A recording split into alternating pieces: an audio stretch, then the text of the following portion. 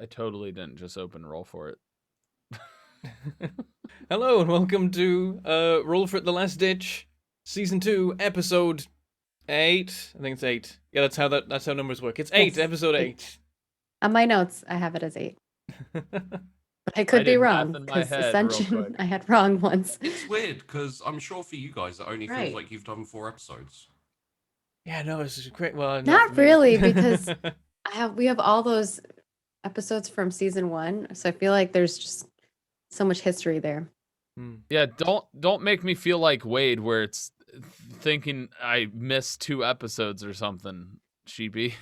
I mean, you'll never be Wade. He called a Lehman Russ a lemony snicket. You're not that bad.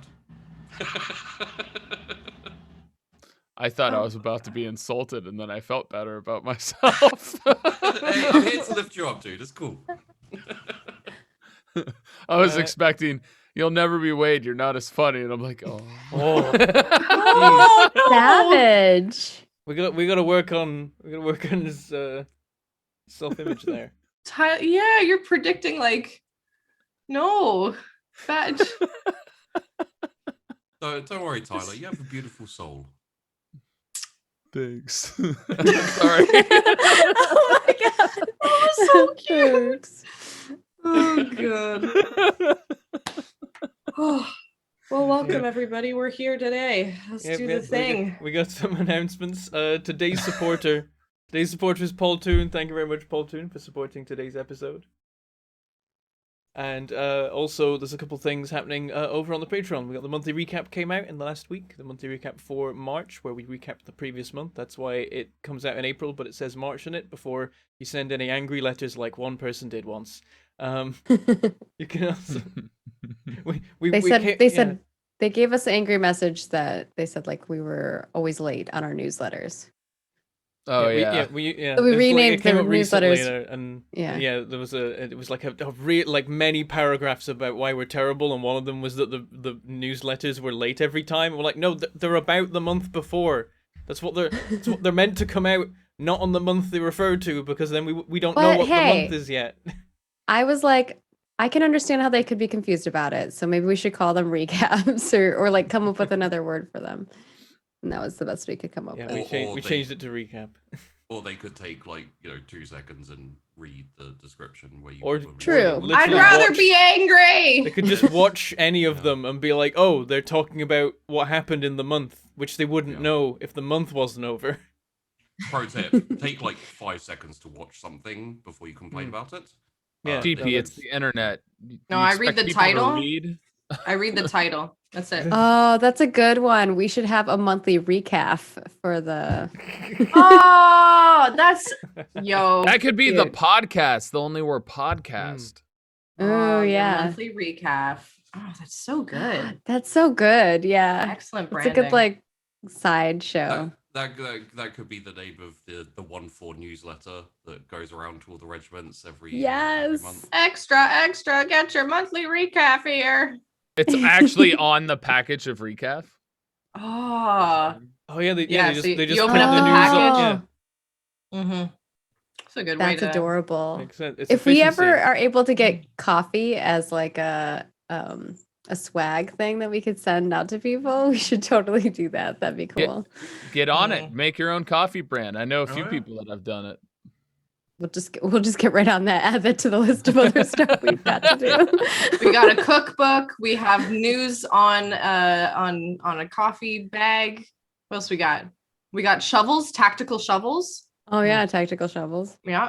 Oh, I forgot to order mine. All those posters. Yeah, we got lots of stuff. So many propaganda posters. Yeah. Oh, sorry. Just art. They're not propaganda. No, totally. They're not propaganda. They're just art. motivational. Hang in there. Motivational posters. Yeah. It's a picture of one of the 12 trying to hold on to a branch, and it just says hang in there. Might be holding on to the end of a grenade pin, honestly. So We're here too. Temporarily until we blow ourselves up. So Also on Patreon, we've quite a few different goodies from the Ascension show that are going to be coming up on the Patreon soon, as well as some Mass Effect things coming. It's going to be a busy time in the next couple of weeks with lots of GM content, almost entirely from me. He's got a lot of stuff he's been preparing that's coming to fruition. And also, of course, this is the second of the two the double episode thing with the Commander cast. We're now going to be handing over, following this episode, to the second guest cast, which we are going to announce right now. If I press the button, there it is. The next guest cast, starting next week and running for another 4 weeks, is Trooper SJP, Kira Serpentine, previously known as Kira Nancy for anyone confused on Twitter, Little Red Dot, and Eric Vulgaris. We've seen them all before in various different places on Roll For It. So we're mashing them all together. Did Eric not give you a headshot? I was Is going that to what he say did? Eric looks different right now. I'm not used I to have Eric a looking. headshot for him. I was looking for one. I couldn't find anything. So apart from like he seems to be a big fan of using like art profile pictures. So I was like, all right, sure, we'll use one of those. I was just going to say. That's going to be an awesome cast. I'm Oh, yeah. excited for that. Yeah. I'm very happy to put these all together because they've all, like, a lot of them have worked with each other before in various ways, and I think they all work on the same kind of wavelengths. So I'm like, Yeah. see what happens. We're into it. Methods I being already taken think I up. know what regiment they're going to be, and I'm definitely going to suggest it to them and see what they think and hope that they go for it because they could do some cool stuff with it. Mm. But I'm keeping it secret. Secret. Fine. All right, and that's all the announcements. Let's do the shilling, all of that stuff. So the way that Roll For It's able to do all the cool stuff that it does, have all the cool shows it does, have all the cool people on those shows, and all that kind of thing, is mainly via Patreon. There's a whole bunch of different tiers there that give you a whole bunch of different rewards, including but not limited to MP3s of all of our shows, after shows we record after every show. We talk about what happens in the show. We didn't last time. We just talked about what rooms art should be in homes. And then a brief like rundown of people's preference between pancakes and waffles. It was, ended up like, being a the very, last very second. deep discussion. Yeah, no, we had to shoehorn that in at the end because we were like, oh, we can't just talk about art in bathrooms and other rooms of the house the entire time. So we put that in there. So maybe this time we'll talk about the RPG. Who knows? I don't think people mind either way. You can also get character sheets, enemy character sheets and stats and all that kind of thing. Secret GM plots and plans and maps and session notes and all that sort of thing. You can get you can submit names for NPCs that will appear throughout the shows that we're doing randomly, and then they can become critically important members of the team, or they can get killed off immediately. It can be anything, sometimes both, and like it's all just look at the draw and what kind of name you give us, what it's suitable for. Try not to do too many joke names. They've been getting a bit intense recently. There's a lot that I don't think we can use. There's a threshold. You've got to find the exact right level of like ridiculous, because if you go too far, there's nothing we can do with them. But if you go just far enough, then you end up with really ridiculous names that do actually make it into the episodes. In season 1, I used for the governor, I used a name that had been abandoned by all the other GMs and just was like, we can't Shokandor. Is it Shock and Awe? Yeah. Shokandor, yeah. And I was like, Governor Shokandor, let's do this. 40k lets me make pretty much any name work. Boom. Yeah. You've also got to like adjust based on the shows are running at the time, and the GMs we have as to how wacky they can be and still make it into an RPG.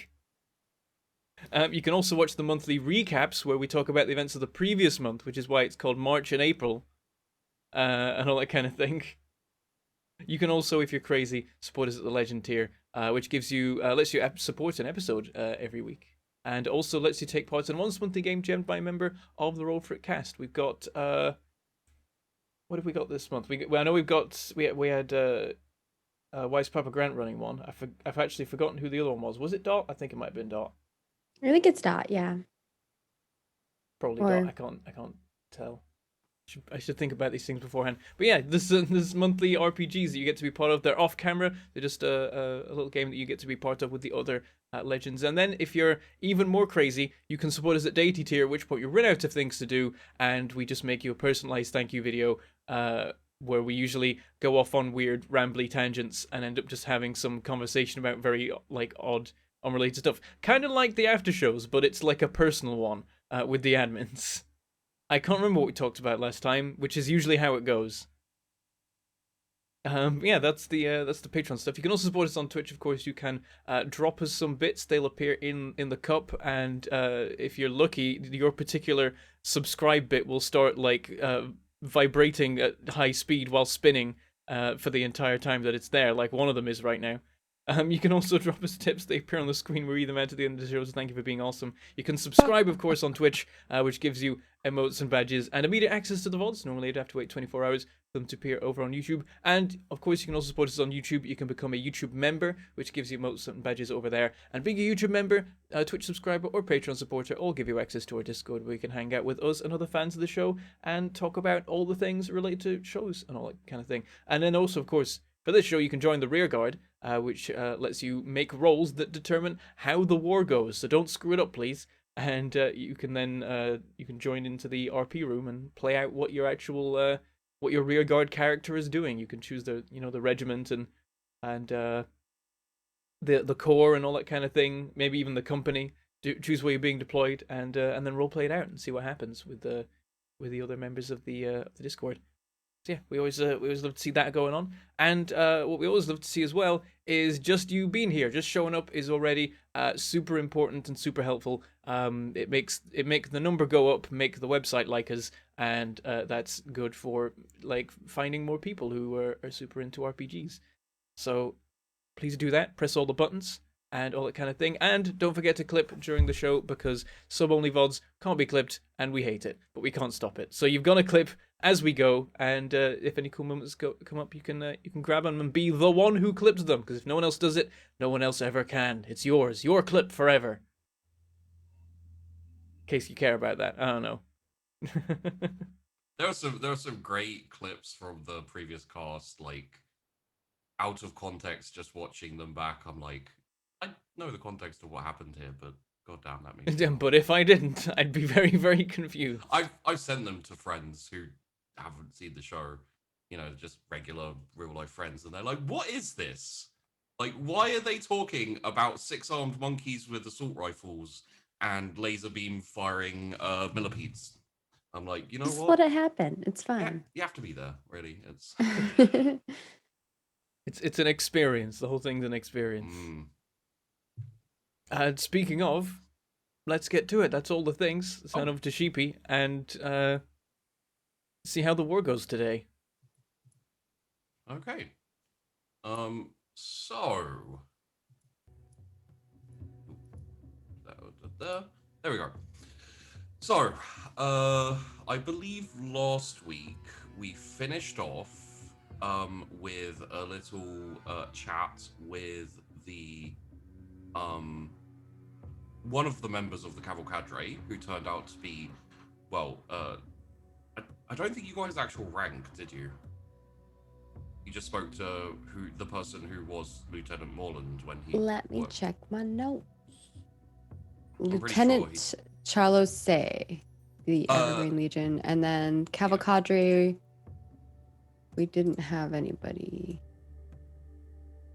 It was Lieutenant Morland when he was working under Lime in the 1-4, but I don't think he ever gave his rank designation in the Cavalcadre. Correct. I think we were all just caught off guard that it was Lieutenant Morland. Yeah, yeah, that's fair enough. Just also, got a little. for your notes, Maggie, it's Lieutenant Colonel, same rank as you guys.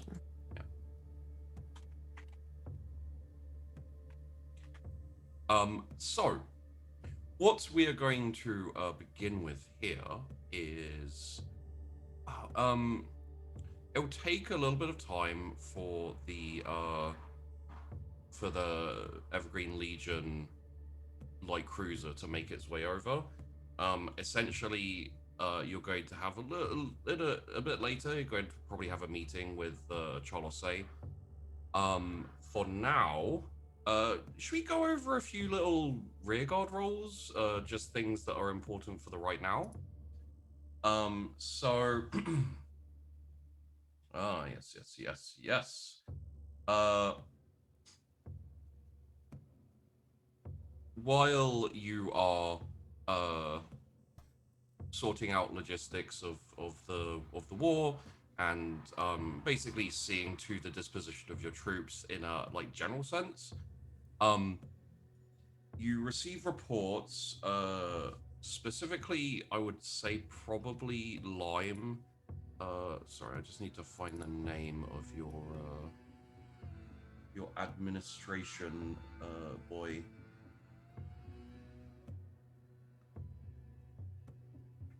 I want to name him Fredward. It's that's the wrong one. Okay, there we go. It's Stephen Burr, Lieutenant Stephen Burr, I believe. Oh yeah. He's the one you worked so hard to find. Or is it Dave in accounting? Are you sure? It's not Dave in accounting. It's not Dave. I think I had Garnet as my adjutant because he. Right, but you have Stephen. I do have Stephen Burr. He's on Breaker's Yard in an administrative position because that's the jobs he's been doing. Because they both are. I put Stephen Burr on the stomach, and Garnet's on the base. Right, yeah, this would be coming. This would be a report coming from the stomach to basically tell you that constructions of it's essentially you're going to need to get a force or like a part of the populace dedicated to going through the kind of industrial military waste on the island that kind of all gets dumped there to find pieces and find bits that will work for the more specific stuff. But for now, if you want, you can just start kind of like shoveling things through the construction on the recycling part, basically taking parts and getting them to the point where they can be turned into something useful has completed. And there are plans currently, unless you want to change plans, to effectively start producing ammunition specifically. Yeah, then that's the best place to start. Yeah, if you want to switch it to like more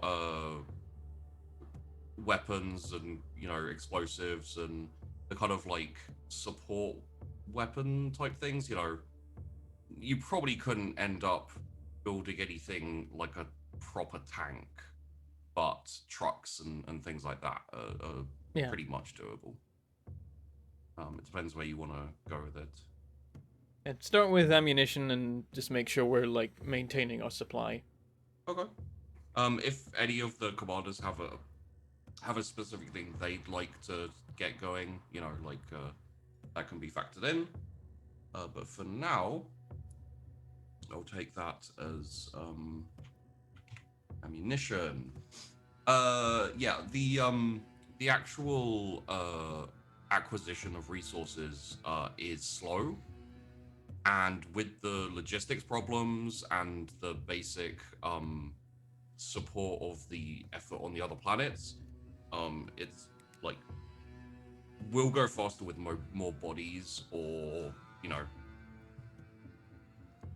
some extra effort on one of your own parts where to actually like go oversee it, make sure everything's kind of running properly.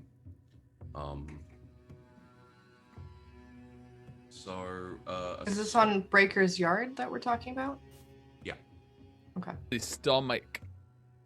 Yeah. Mm-hmm. Okay. Where they digest.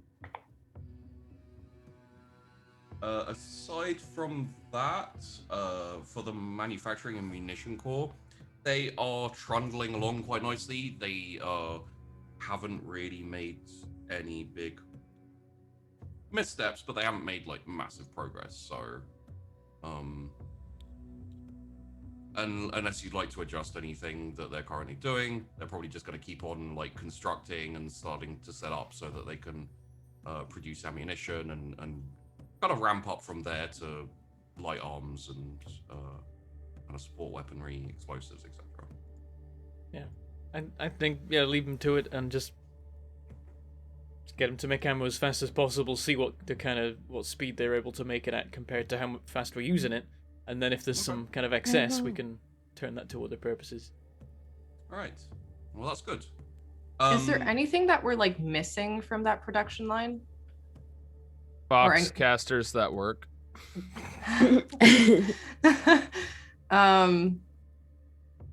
I mean, like, is there some form of like electronics or anything that we can produce? So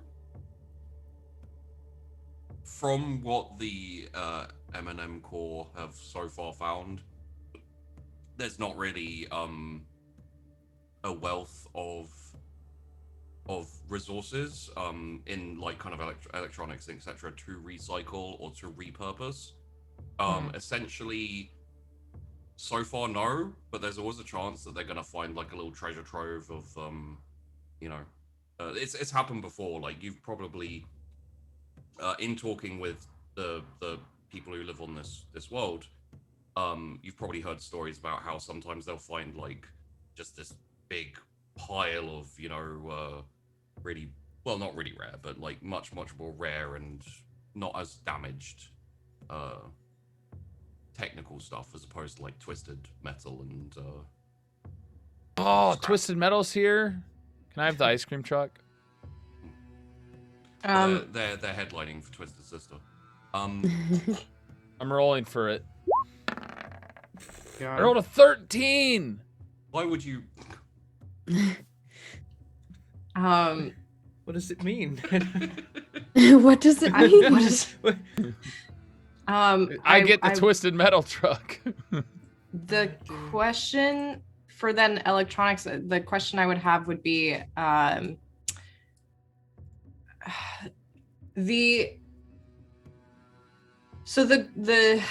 towns that I was helping take over, if I'm looking correctly, Pil Said and Kilwarden.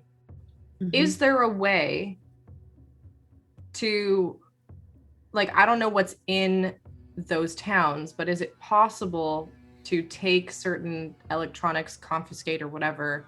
Not that anyone's left in Pil Said, so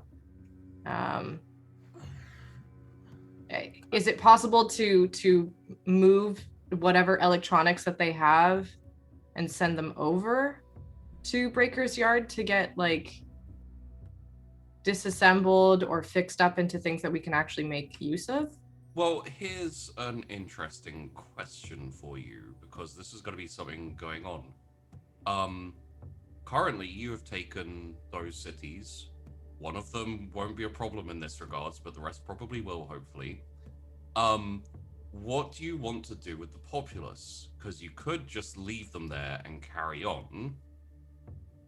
And, like, either leave a garrison or start, turning them into your side. Like, as far as you know, and as far as has been able to be, discovered, they pretty much just went along with the military, who were like owning the place. They didn't get involved in the fighting. There wasn't any like resistance to occupation. Might change if word gets out of certain towns being destroyed and everyone dead in there. But They just disappeared. It's fine. Don't worry about it. Yeah, it's one of those mystery ghost stories.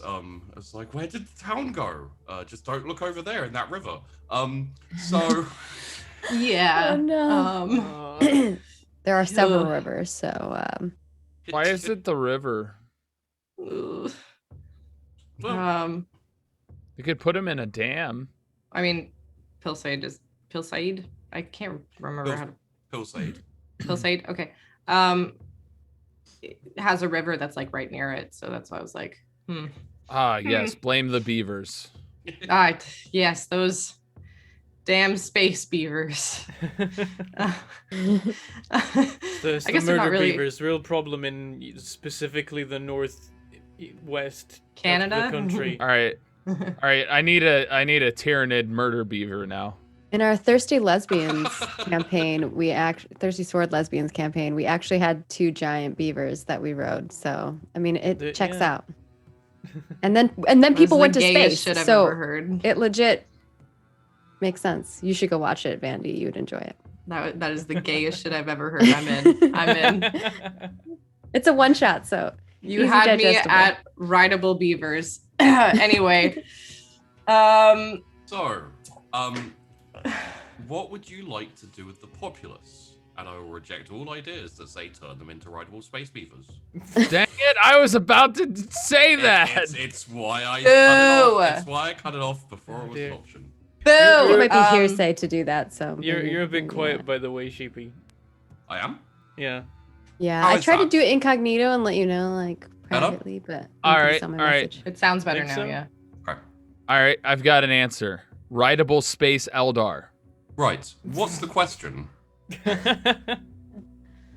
Okay. Just hold on a second. So, does Pillside have any people left at all? They're Yeah. all dead, oh, right? No. Pillsade's all dead. Yeah. They're all dead. Okay. Everyone is So dead in that town. So the question, it might be worth using Pillside as a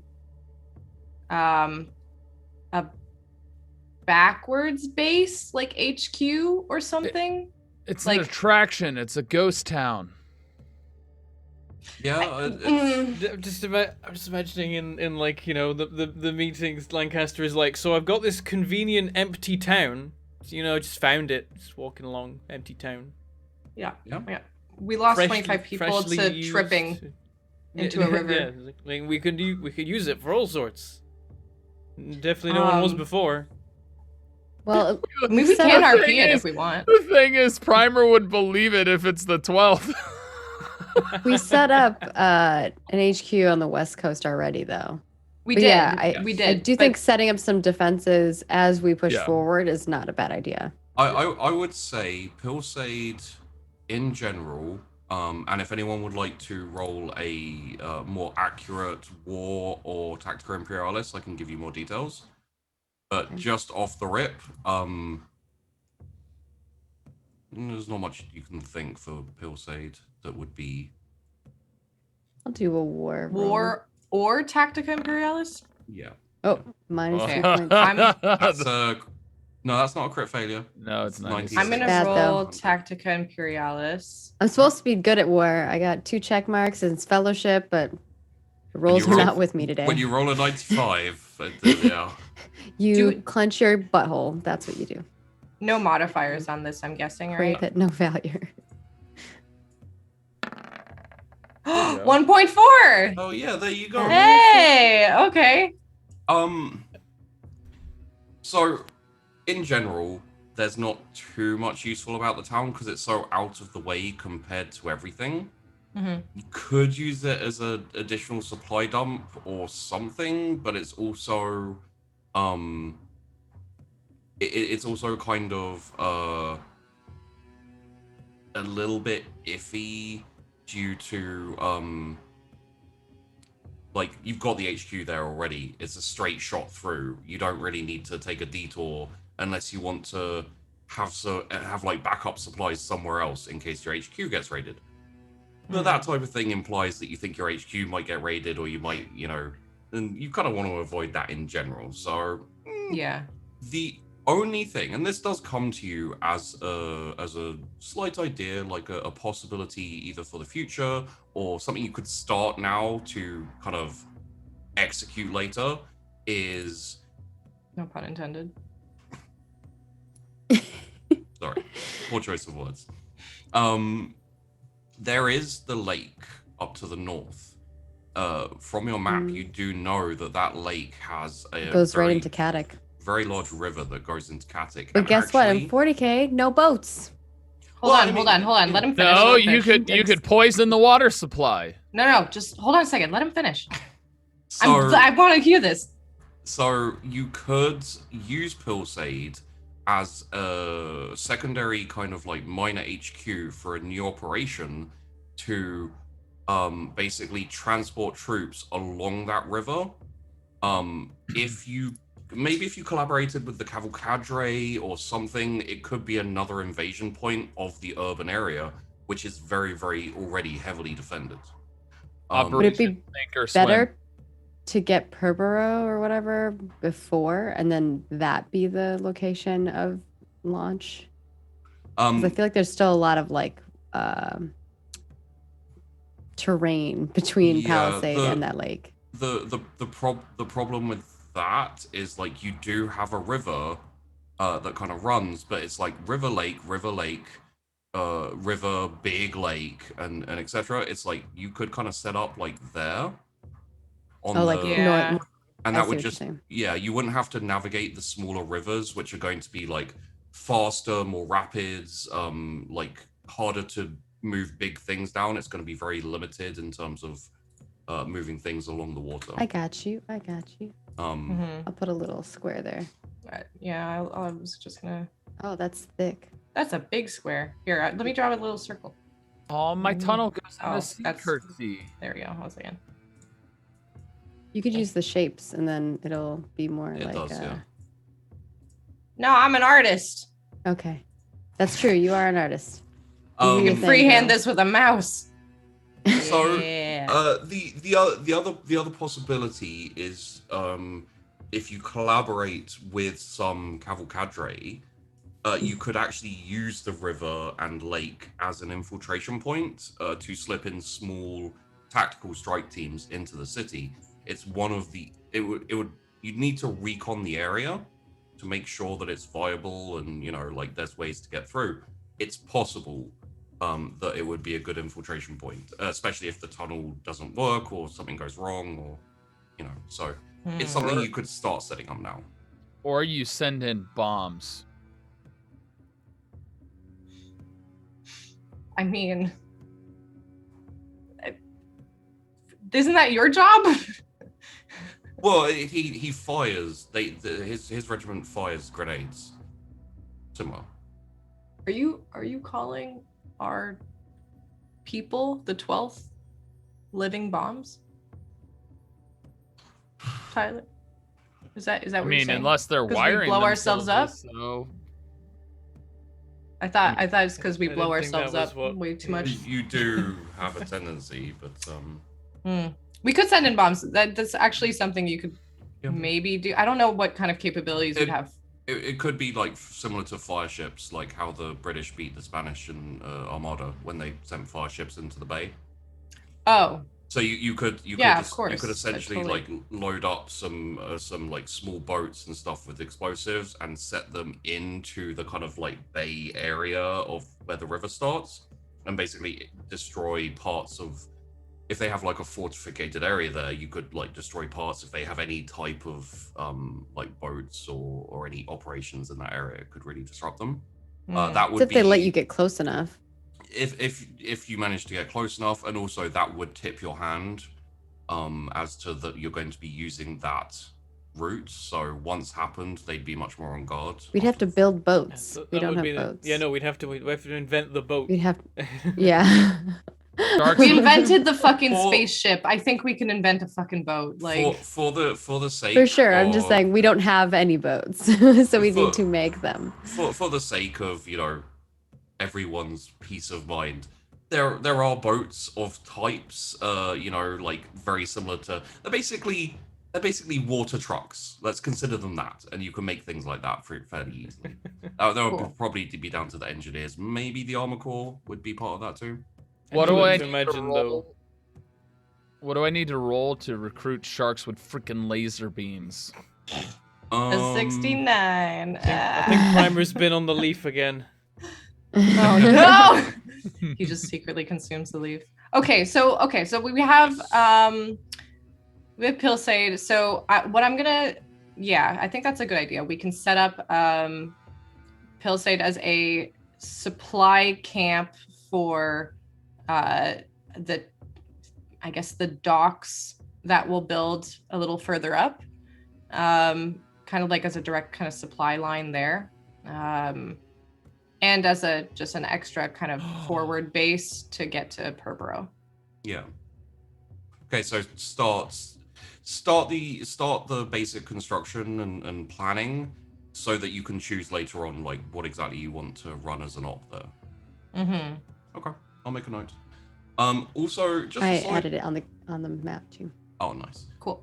Just as a sidebar for everyone, but also I feel like there may be one person in particular who wants to take advantage of this.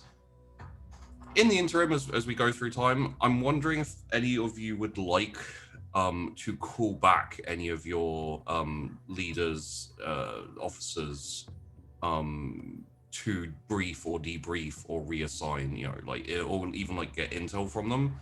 It's a perfectly viable thing. I did want to do that because I wanted to.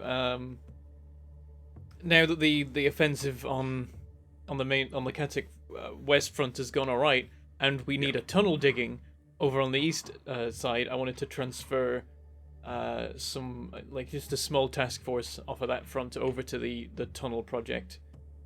Right. Who are you thinking of?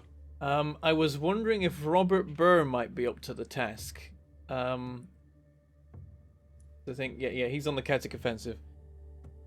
Robert Burr. He's about, okay. You've given one task and he does that thing, and I'm wondering if that thing can be not combat, but in fact digging a tunnel. Well, yeah. So what's your intel on him?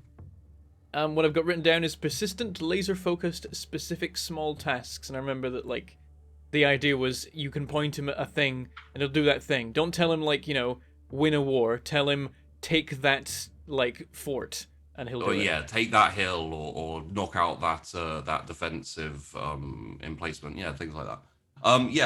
It sounds like you got the majority of what I will say is great at small specific tasks. So not just like, you know, he does them, it's like he's good at them. Yeah. He's wasted if you put him on something else. Yeah, if you put him in command of a big operation with, like, you know, like the main Katic invasion, he's probably going to get lost and overwhelmed. Yeah, no, he would be honestly, you'd probably roll me a scrutiny just in plus 10. Okay. Scrutiny plus 10? Yeah.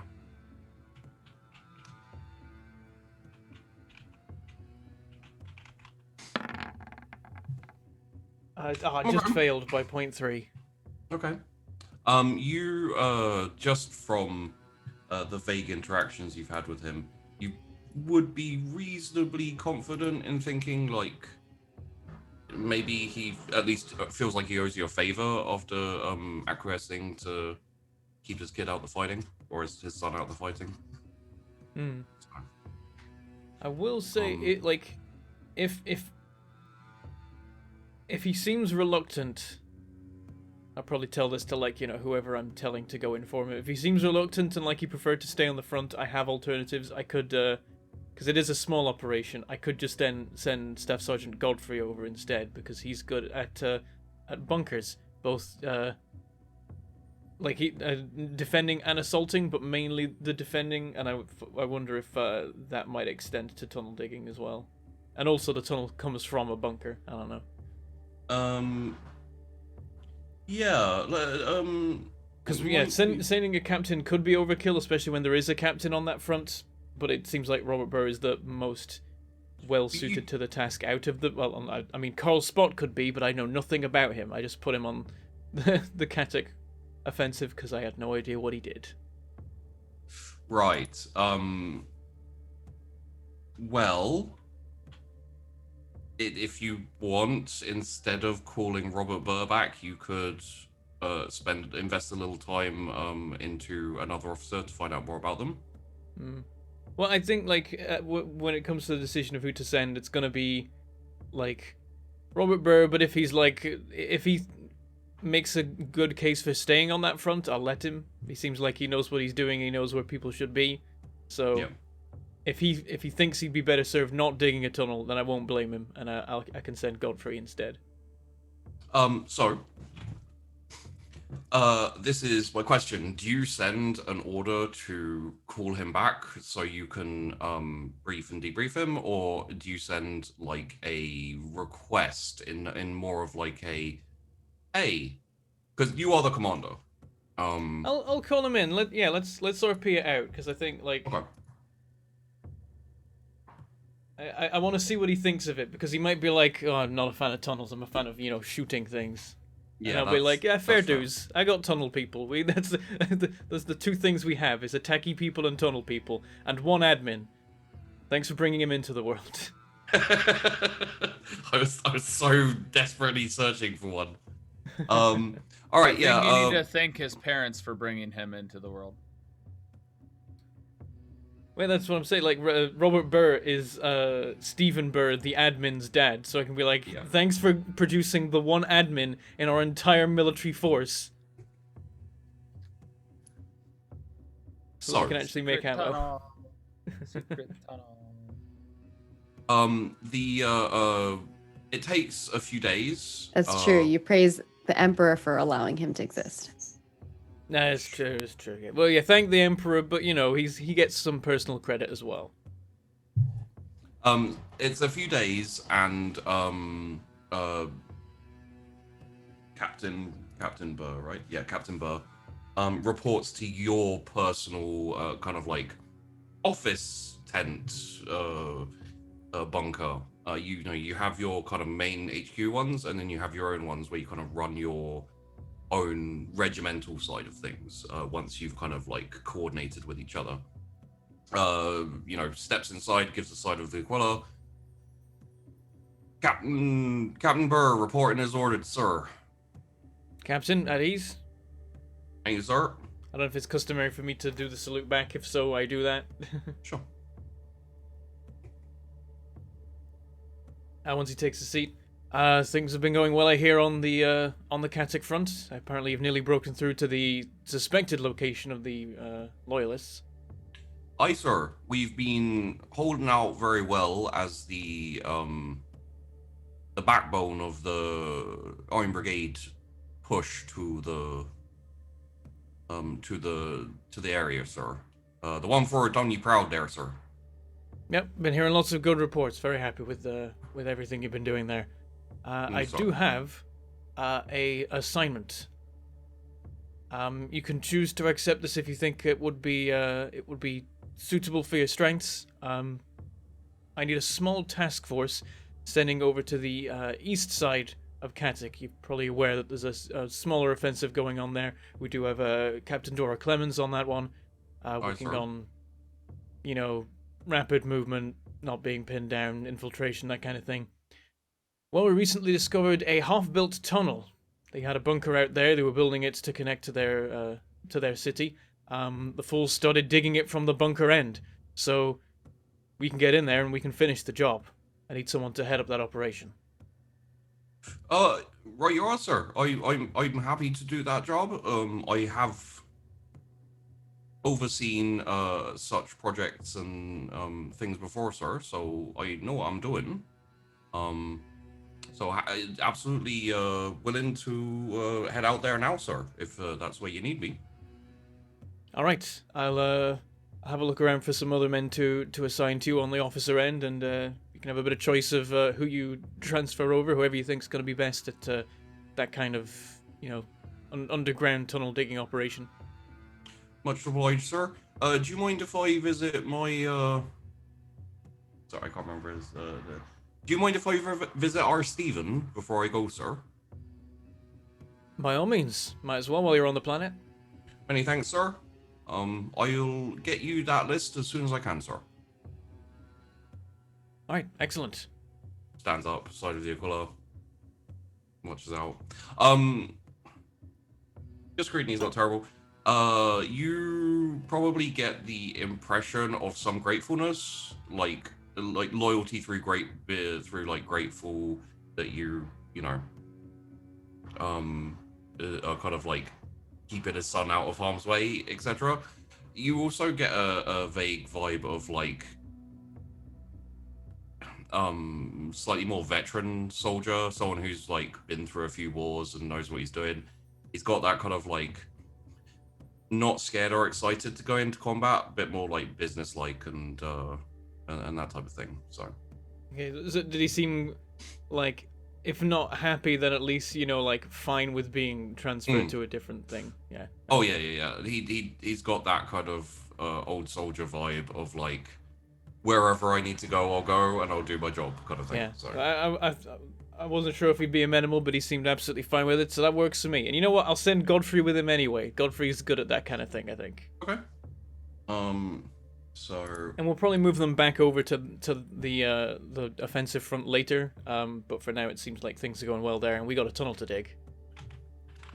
How many men do we have there from the 21st? To help gauge how many people I should transfer. So, on Operation Jungle Jump, you currently have 1,500. Yeah, well, it started about that. You currently have about 950 troops from the 21st. Yeah, I had sent back half of what we had lost. So if we had lost about 500, I sent back like 250. Okay. Because I remember saying that last episode. So. All right, how about right. 500 men for the operation then? Okay, I'll add it into Operation Jungle Jump. Seems like plenty. They'll get the job done pretty quick. 1-4. Are you merely wanting them to do engineering basic operations, or are you also wanting them to help with defenses and combat? I think they'd probably be pretty much dedicated to just do the tunneling. Like in an emergency, they could transfer from that to combat if needed. You could give me a +10 survival roll, please. Okay. I mean, I will say there's a captain there who is or not a Pitfall. What is he? Oof, minus 2.2. I might re-roll that. That's an 82 there. Okay, if you want, down to you. Deadfall. Yeah, Deadfall. Captain. I'm gonna re-roll it. I don't want to screw up this operation. Okay. It's not my operation. I'm perfectly willing to screw up my own operations, but this is. Well, it got worse. I rolled a 98. That is, in fact, a crit fail. You know what? 500 doesn't sound like enough to do the tunnel work. you're thinking like 1,000 minimum for that. Okay. Yeah, but Lime's like, but the more men we throw at it, the quicker the tunnel will be dug. Just put 1,000 on it, you know. Whatever you think it's gonna be, it's always gonna be more. Okay. I'm guessing I was supposed to be like, 500's too many. You can't fit that many in a tunnel at once. So they're all just kind of standing there. They can't even get in. They'll get put to work. They'll figure out work. I'll tell you that. You're gonna be like 100 to 200 would be fine, honestly, for this work. But you rolled. I was you thinking re-rolled about, like throwing more than needed. So a lot of them would be off a lot of the time, but like, it'll mean that they're all fresh and ready to go, and the idea is whoever's in the tunnel is, well rested and ready to go. But let's put 1,000 on it. Yeah, let's it even more. Like, if they'll be spending 90% of their time not digging a tunnel, the 10% of the time they'll be going super fast. If there's ever a cast that needs like a week off just to rest and relax, I can put them there in that 1-4 company, and they'll just do nothing they'll just sit there like, man, war's it's gonna awesome, become like the most desired posting in the war. It's like, hey, did you hear about the Katic Eastern Front? It's like, you go there, you just chill, and then like, once a fortnight they ask you to dig for a few hours. The only people who wouldn't want to go there is the 21st, because we're starting to see how downtime for the 21st is the most dangerous thing in existence. Those were honorary 12th. Those were imposters. They were cavalcadre in disguise. Hey, do you really want to disavow people who got you a freaking Liebert Ross? I'm just saying, they weren't true 21st. Iron Brig's idea of downtime is polishing their armor, so... I can imagine Primer looking through like just a stack of incident reports, like, where are they getting all this leaf? And then you cut to like, one of the bases, and there's just a bunch of 12 like with a truckload they brought from Draco Mal, just like stashing it in various crates. So Yeah. We Got are mixed the in with the drug dealers. coffee. We're This kind of will like the be- undercover drug dealers of the Imperium, so. this will be third company.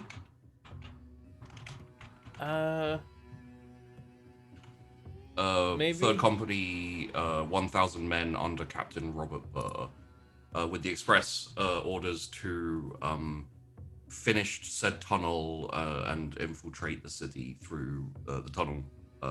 Like reasons to be decided once it's kind of closer to completion. Yep, and setting up the explosives for Yes. a contingency plan, all that kind of thing. Under the wall. We could dig a lot under the wall with 1,000 men.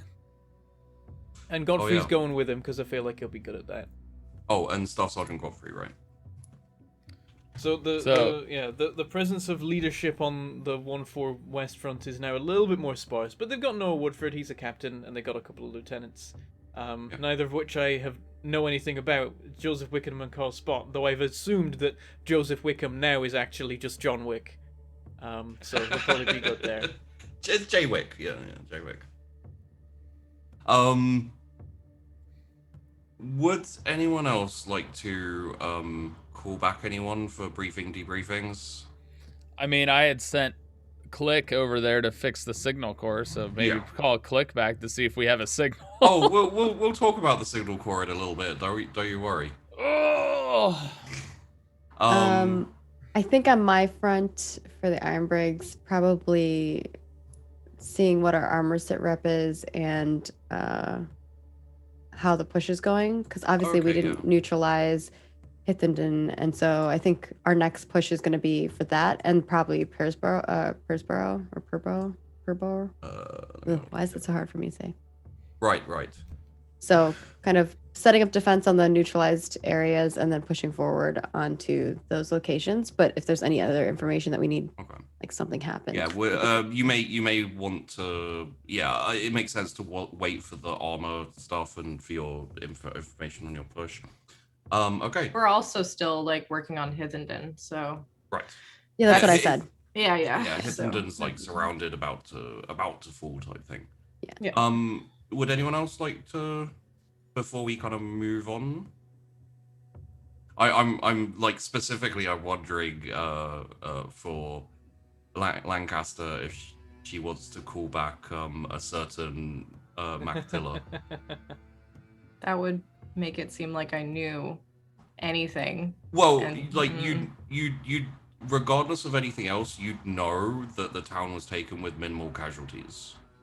So calling him back would, like, essentially, if you call him back, you'll get a chance to talk to him and see what type of guy he is. Mhm. On top of, you'll be put in a situation where there needs to be a reason to call him back. So it's either to dismiss him, to punish him or something, or give him like a medal or something for doing really well. So it's essentially like, you can totally call him back and talk to him, but visually you need a reason from everyone else if you want to keep it kind of like non-suspicious. So if you wanted, you could call him back, talk to him, and then decide what you want to do. Yeah. I think I'll do that. I'll bring him back. The only other thing I wanted to like look into was to get more information on Samus Bodkin, because I still don't know what he's good at, and I'm very curious to know what his set of skills are. So energy weapons, Samus, you know. I don't always play off the name. Because he's never been in a useful situation. He's bad at infantry advances. He's not great at camouflage. Is he good with boats?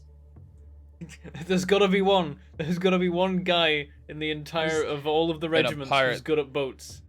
I mean, honestly, the 12th would be it. You know, their place is called the Shore. I mean, yeah, we have. There's not much in the way of sea there, though. Well, there's a little bit. There's a little bit. It's mostly just, that's not the reason why it's called the Shore, though. Yeah. But, I'm imagining it's kind of like it's on the shore of a stellar ocean of drug nebula or whatever it was. Yes, that's yeah, why. debris. And every now and then it washes up on the planet and gets everyone high, and that's a fun time. Great Well, planet. and we get a whole bunch of debris that falls, so that's why They we're call gonna- that date on the shore 420. it's our New Year's. Yeah. So yeah, we can do both of those. It'll limit your ability to respond to happenings, but you haven't like you have someone in charge of the push and not really much else to worry about. So from Lancaster's point of view, you have some really good administrative time right now. So Yeah, which let's one do would it. you like to do first? Let's go with Samus Bodkin first, because I feel like it's probably going to be less of a thing. Okay, yeah, that's fair enough. So we don't really need, unless you'd like to play it out to see what you can divine from RP. If you like, you can just do a command roll, a scrutiny roll. I think for this, I'd rather do a roll. Makes sense. But if there's with the other one, I might. Yeah, no, the other one's coming in to you'll want to talk to him, I think. So, yeah, give me a like. If in the future you want to try and divine more from him, you can always call him in and we can roleplay out a scene where you have a proper talk to him. This will be you investigating him instead. Sure. So please give me a command roll and a scrutiny roll, and I think there's another one. Give me a sec.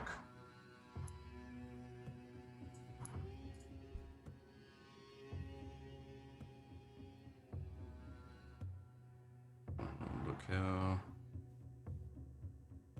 You know what would work actually? Is just like a common law Imperial Guard. Take a +10 for that one. So yeah, those three. Okay, so command just flat, scrutiny flat. Nice. Scrutiny flat. And a +10 common law Ooh. Imperial Guard. Common law Imperial Guard +10. Wow, all successes. So Wow, 2.1. You really went in depth. Like, is Lancaster just bored I need something to do? Oh my gosh, she's probably saying this. It is a success sandwich. 2.10, 2.1. Is that the first ever success sandwich we've had? Might be. This is a success we sandwich. had the crit y'all. sandwich once, and I think that was good. I want a sandwich. So good. It was called the Critical Club. The Critical Club. Yeah. Crit Club. Yeah. Yeah. So okay. The zero there you makes go. for poor filler, yeah, but it's But this is technically not a a crit. success. It's just bread. So, yeah, you actually find out a lot about Captain Bodkin. He is a combat leader through and through. Okay. But he's very specialized, and the problem he's had with previous commanders and previous leaders is no one's figured out what to do with him. There have been, like, as you're looking through his records, you find, like, very average comments and very average reports on things, except for in very specific circumstances. So he has a specialist detachment with him, which are basically automated Tarantula Sentry Guns. I'm sorry, what? Yeah, so they're basically like kind of automated sentry guns, kind of machine guns that you throw out and activate, and they kind of like, you know, it's great for well, let's go into him. He's a specialist in urban combat. Okay. He's really good at sniping, ambushing, setting up, like, basically almost guerrilla combat in urban situations. He's most at home when he can go high, go low, you know, duck into sewers, go building to building, set up traps, set up ambushes. You know, he'll like, there's a few instances where he's fought in like hives and like urban areas where like he did really, really well. Okay. And yeah, the tarantulas are something he acquired because it works really well with what he does. So he'll organize squads to basically move around a city, ambush convoy routes, ambush people while they're like not ready, you know, they're like kind of hunkered down somewhere, and then run away, get chased, and then they chase them through a couple of alleys into like a couple of Tarantula Sentries, which just open up on them and rip them apart. Huh. Okay. There's our hive boy. Shit. Yeah. So, okay, so let me just reiterate. Combat leader specializing in urban combat. Yep. Sniping, ambushing, traps, guerrilla combat in urban situations, works well in hives. He has a specialized unit with him, or specialist unit with him that has tarantula sentries, essentially walking auto guns. Yeah, well, walking automated turrets, yeah. Auto turrets, okay. Dope. Holy shit, that's awesome. It's like the laptop gun in Perfect Dark. Is that what it's from? Yeah. Similar to that, yeah. Huh. Okay. Cool. Damn. Good roll. Like that's Yeah. Essentially, you got pretty much everything about him as a leader, just because you got all of the successes and did quite well with them. So Hell yeah. Tarantula Sentry Gun. I want to take a look at what that looks like. I think that's the first time any of you have got everything about a soldier as well. Freaking awesome, dude. Oh, these are cool. They're like, they got little legs. Pew pew pew. I love it. They're very specialist to tech. Like They're operated by machine spirit too. So, huh. Oh shit. Wait, do they have las cannons on them? I think for the most part they have bolters or heavy bolters or something. I'd have to check. Okay. I was just looking at. I was looking at like little images. Yeah, it's like little things. Like heavy bolters are the norm, and sometimes you have them with like las cannons or something. They're actually quite big as well.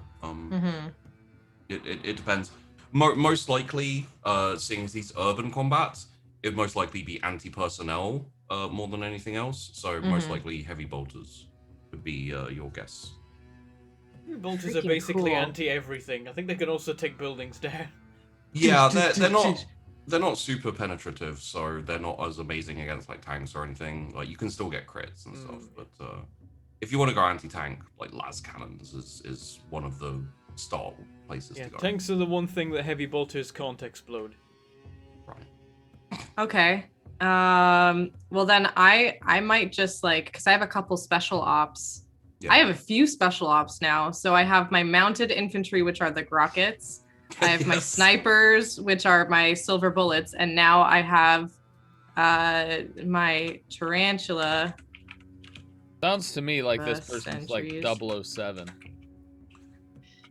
I mean, infiltrate, snipe, run away, or hitman. It's hitman.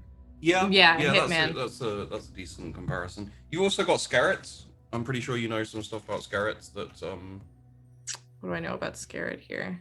Lieutenant Scarret. Oh, that's the whack-a-mole stuff. Yeah. Yeah. Foxhole and trench fighting.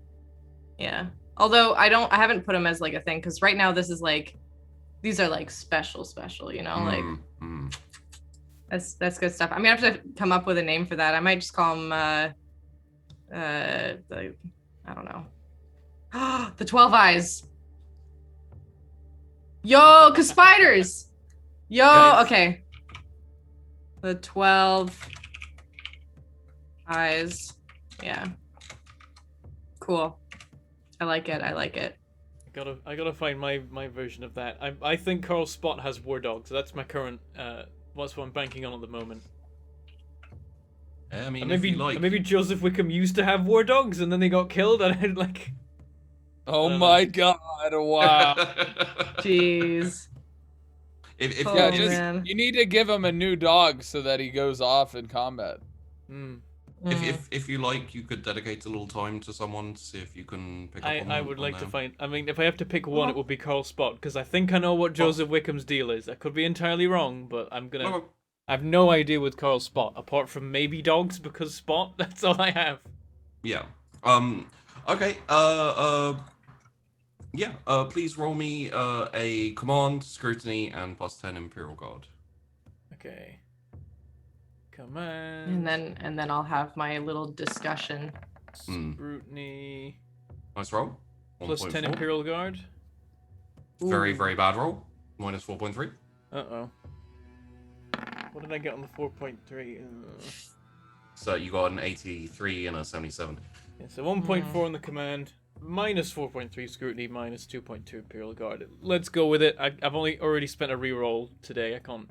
I was gonna say last time you were like, let's see if I could do better than this, and then you rolled worse and it was a crit fail. Yeah, you know, so I should probably not risk take it. that as a sign.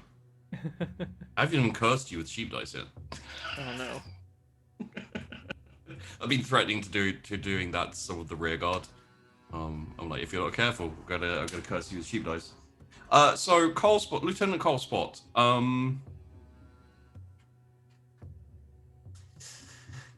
With this like your scrutiny and your common law Imperial Guard means that going through the records, you can't discern much about him. He hasn't really been assigned many places where you're like, oh, this is clearly something he's good at. So what I will give you,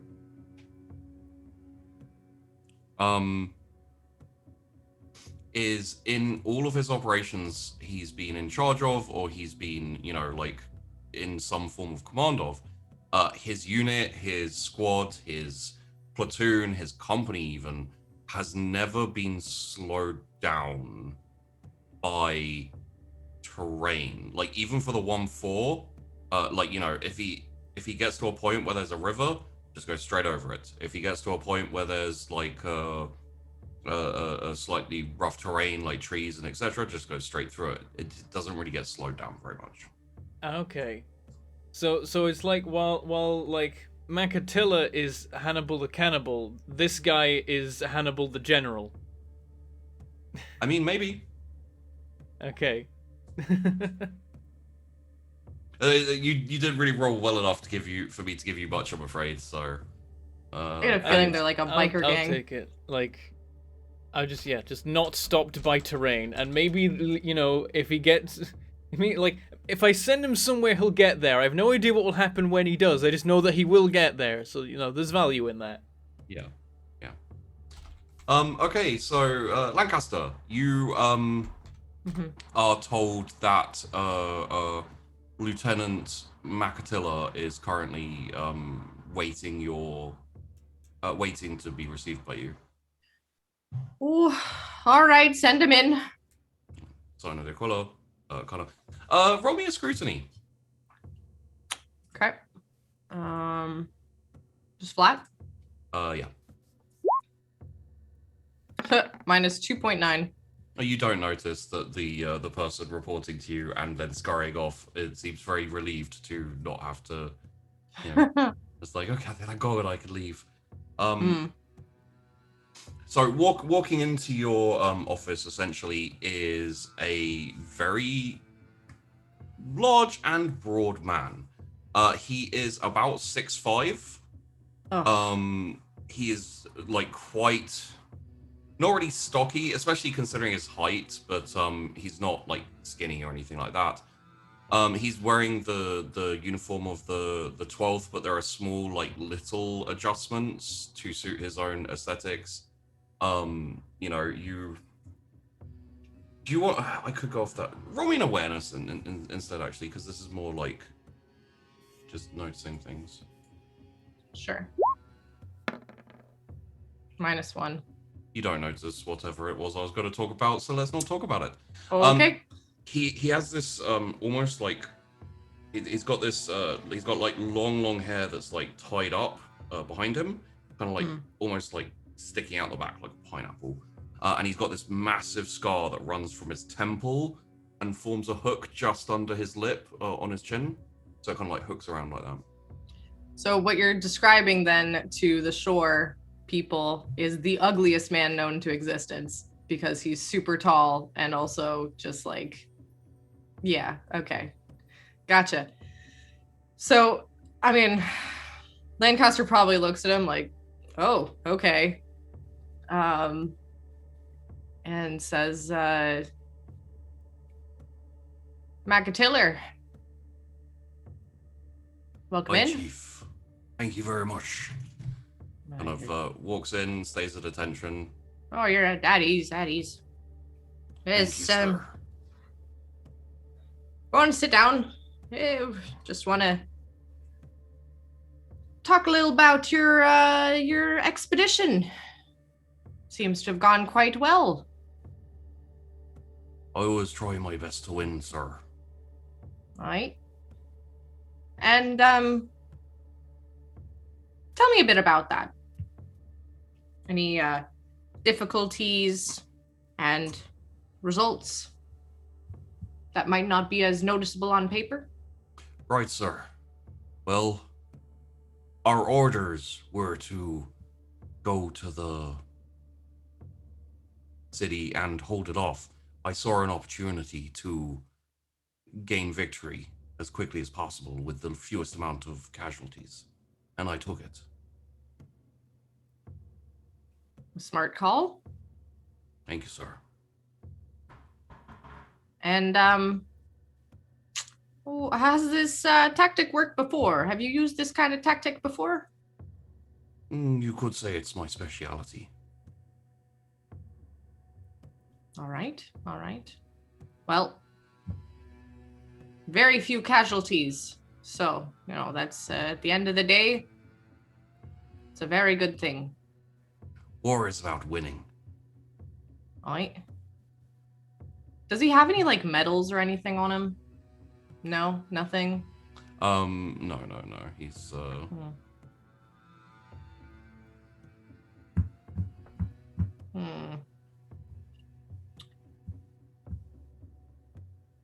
And your crew has been with you for a while now? Mostly, sir. My boys, very loyal.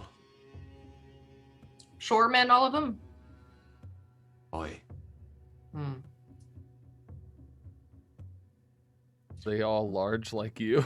Oh man, fuck. All right, well. It seems as though the question is here, actually, were there people in that town? Aye, sir. There were. And all of them are gone. All dead.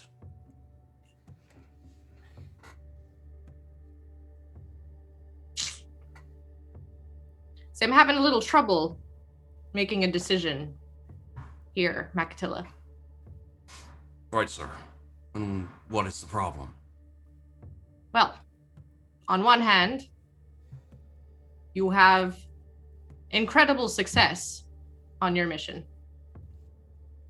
But on the other, we've lost a valuable resource in the people that would have been in that town. Do you see the value in those people? No, sir. They would have merely been a drain on my own supplies. I thought it better to deal with them quickly and mercifully. All right.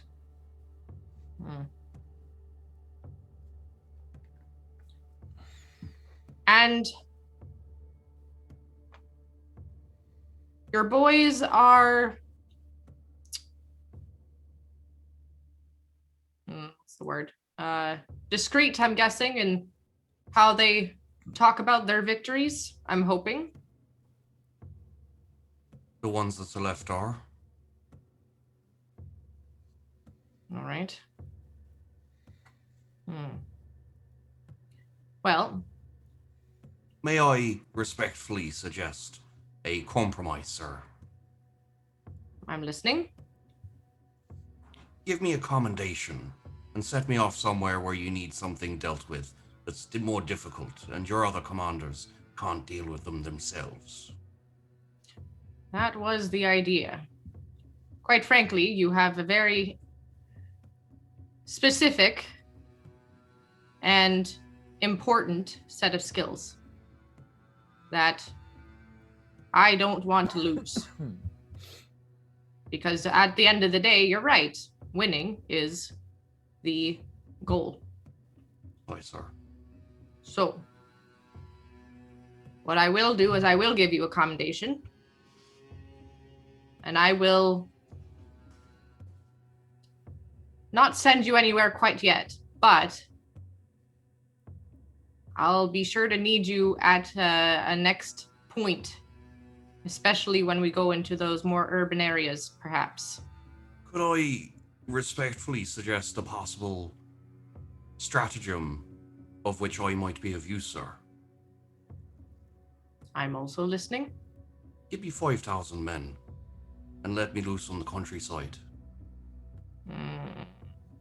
I promise.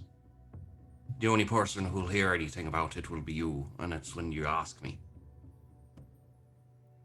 5,000 men Aye, sir. is not something that goes very easily undercover. 1,000 men does. But 5,000 men do go noticed. What countryside?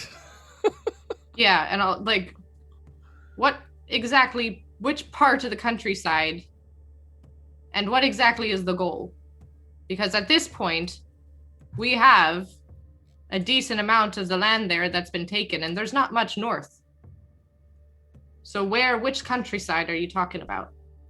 Well, for the current situation as I understand it, you're thinking about moving over to Holtondo and Eroham on Ascilia. Oh, on Ascilia. Oh. I was thinking I could do some suppression over there by myself, and you wouldn't have to worry about the area for a while. Hold on. I gotta look at this map. Yeah. Okay, well, Lancaster takes out a map and starts looking at it then.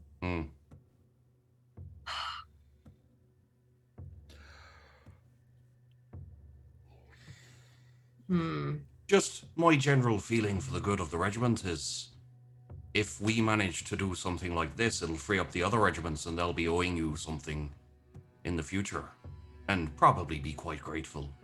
And I'm very happy to deal with this sort of problem myself.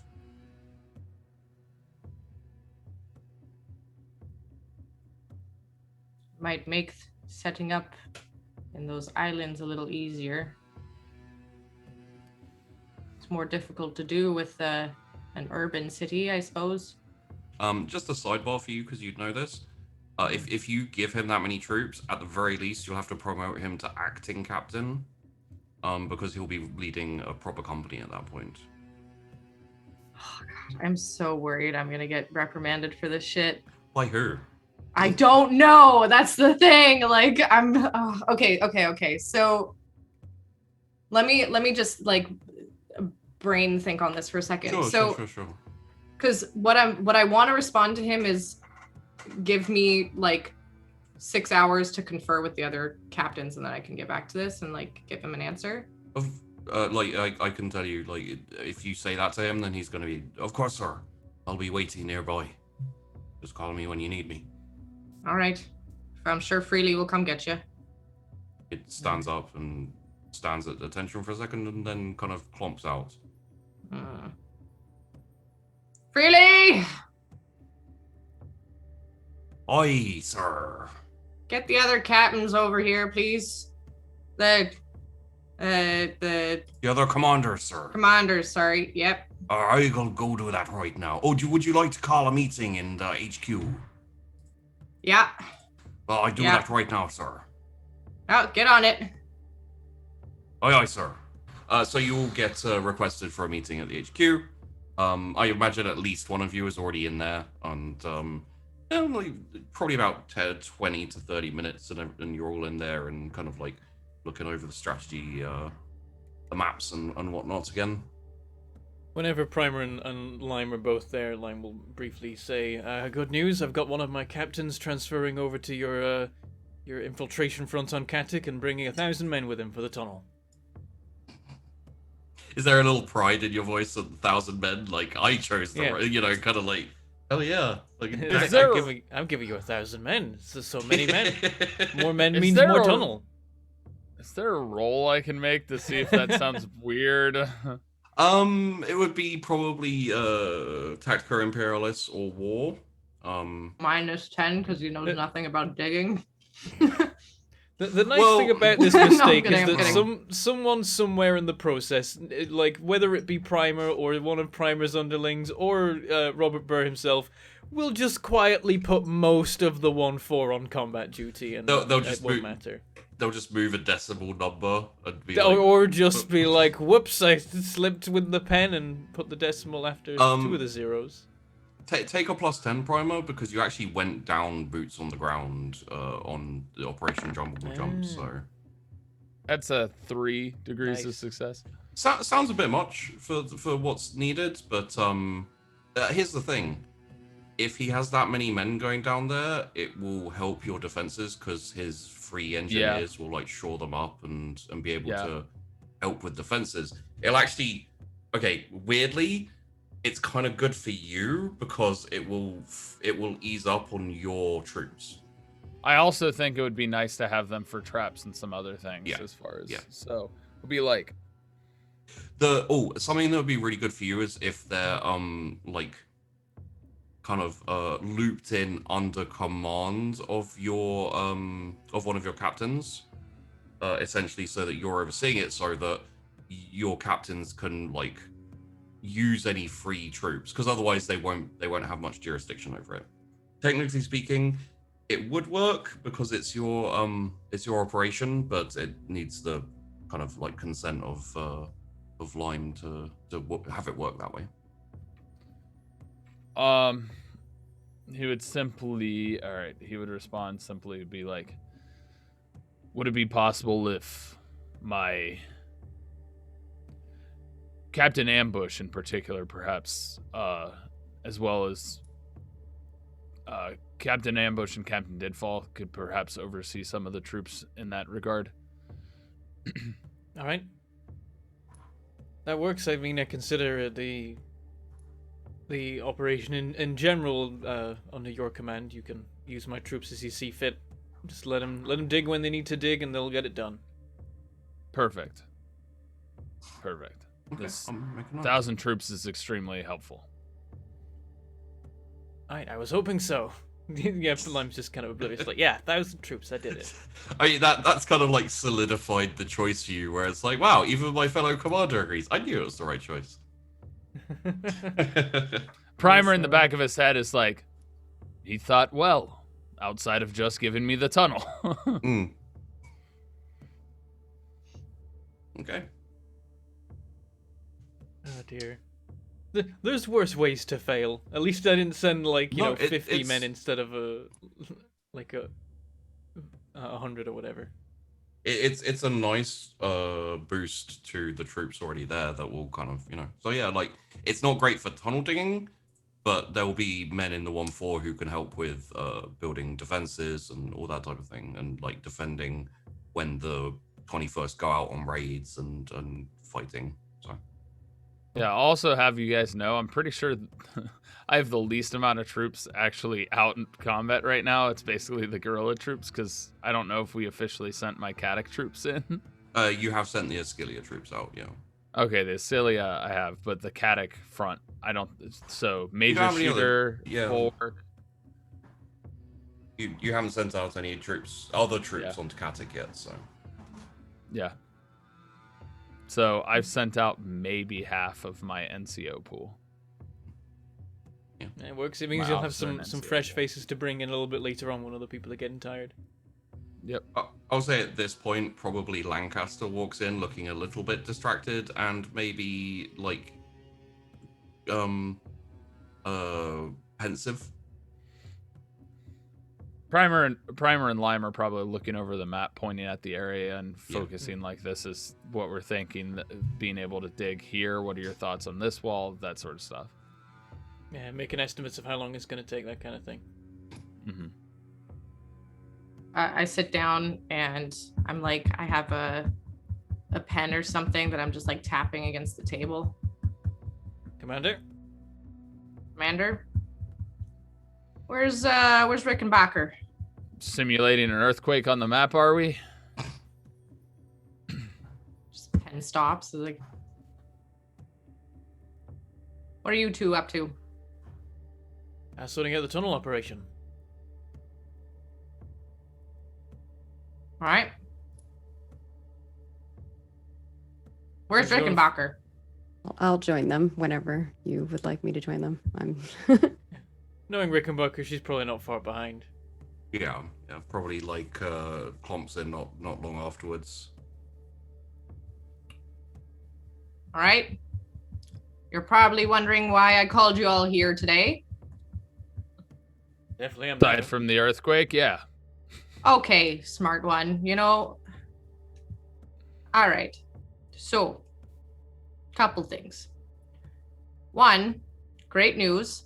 I finally found out what one of my captains is good for. And he's good for something. Oh no, sorry, that's the other captain. Yeah, my bad. He's we got Captain Bodkin. He's got some tarantula sentries. And apparently he's very good in hives and such, ducking and dodging in the cities. So I'm thinking once we get to the hives, we send him in, do some damage. Sounds good. It's a nice present to uncover in your own regiment. Yeah, you know, I don't really like having people I don't know about, even a little bit. So that one was a real weird one, but did some digging, had some time really, specifically because we had a couple regiments over on Katic who did really, really well in that push, the first one. So, brings me to my second point. We have an HQ set up on Ascilia, Not around yet. Towington. I don't think we have yet, right? Sorry? We're going to. We're pushing to it, right? An We have HQ. Towington. Yeah, so Honestly, yeah. essentially you've set up the plan and there's no indication that it won't go well. So like in the next few days you'll probably get a report back saying that the city's been taken, the other ones are being sieged, and like the HQ is starting to be built. So Okay, because last time I knew we had that was what we had sent them on, but we had not heard word that we actually had an HQ there. Yeah, no, you don't. I would not have said that then if we actually do have an HQ there, but as far as I knew, we did not. It's essentially gonna be there. Yeah. Yeah, So, by the It's in time. progress. Yeah. so we're gonna be looking at taking those two more northern cities. But the ones to the west, on that other island, Oldonto and Croem, is that it? Irohem? Aerohem? Oh, it's an E, not an C. Okay. Aerohem. Imagine this all happens in character, like a crow hat. What is this place? You like, yeah. Aerohem. there's some like local there who's like it's called Aerohem. That's an E. So who wrote this map? Just fucking add a little line to it to make sure it's an E, not a C. Sir. Fire the map maker. All right. Those two are going to be probably a little more difficult, I think. But I have a solution. And one that will allow the rest of you to focus on other things. I can guarantee this success due to the previous success on Katic. I will be sending, and I will request to send Macatiller, who will be able to take both the cities by himself with 5,000 troops. And how does he plan to do that? He is very efficient. All right. Well, if you think you can pull it off, I'm not going to stop you. It saves me some trouble. All right, we'll have that island to ourselves, and then we'll be able to expand from there if we need, or launch various extra missions. I will be giving him a commendation, of course, thanks to his excellent work back on Katic. And I will be, if he's going to be commanding that many troops, I will be promoting him to acting captain for that mission. All right, well, hope it I all will goes say, well. if any of you would like to roll a scrutiny, you may. However, it will be a -10, and also, Lancaster, you don't have to roll a deceive because you did not at any point live. I don't know if Lime would really need to. I mean, Yeah, I mean, We've all been it was all together pretty so long. I legit. don't It's think. like, Yeah. yeah, it's like I've got this commander. They're really good at the job. I'm gonna set him to work on this island, give him a promotion, see how it goes. And Lime's like, I mean, this is just a win-win for me. I don't have to commit Yeah, troops over there, and apparently, at the end of it, I'll have an island where it would like I don't need to do anything. The part that Rickenbacker's side of it is she definitely trusts her, but it's more of, oh, what is this tactic that they're using? Because Rickenbacker likes, good tactics. She could use that too. She'd be down, but apparently not willing to share. I mean, that info, would be so. interesting if Rickenbacker's like, oh, mass murdering civilians? Interesting.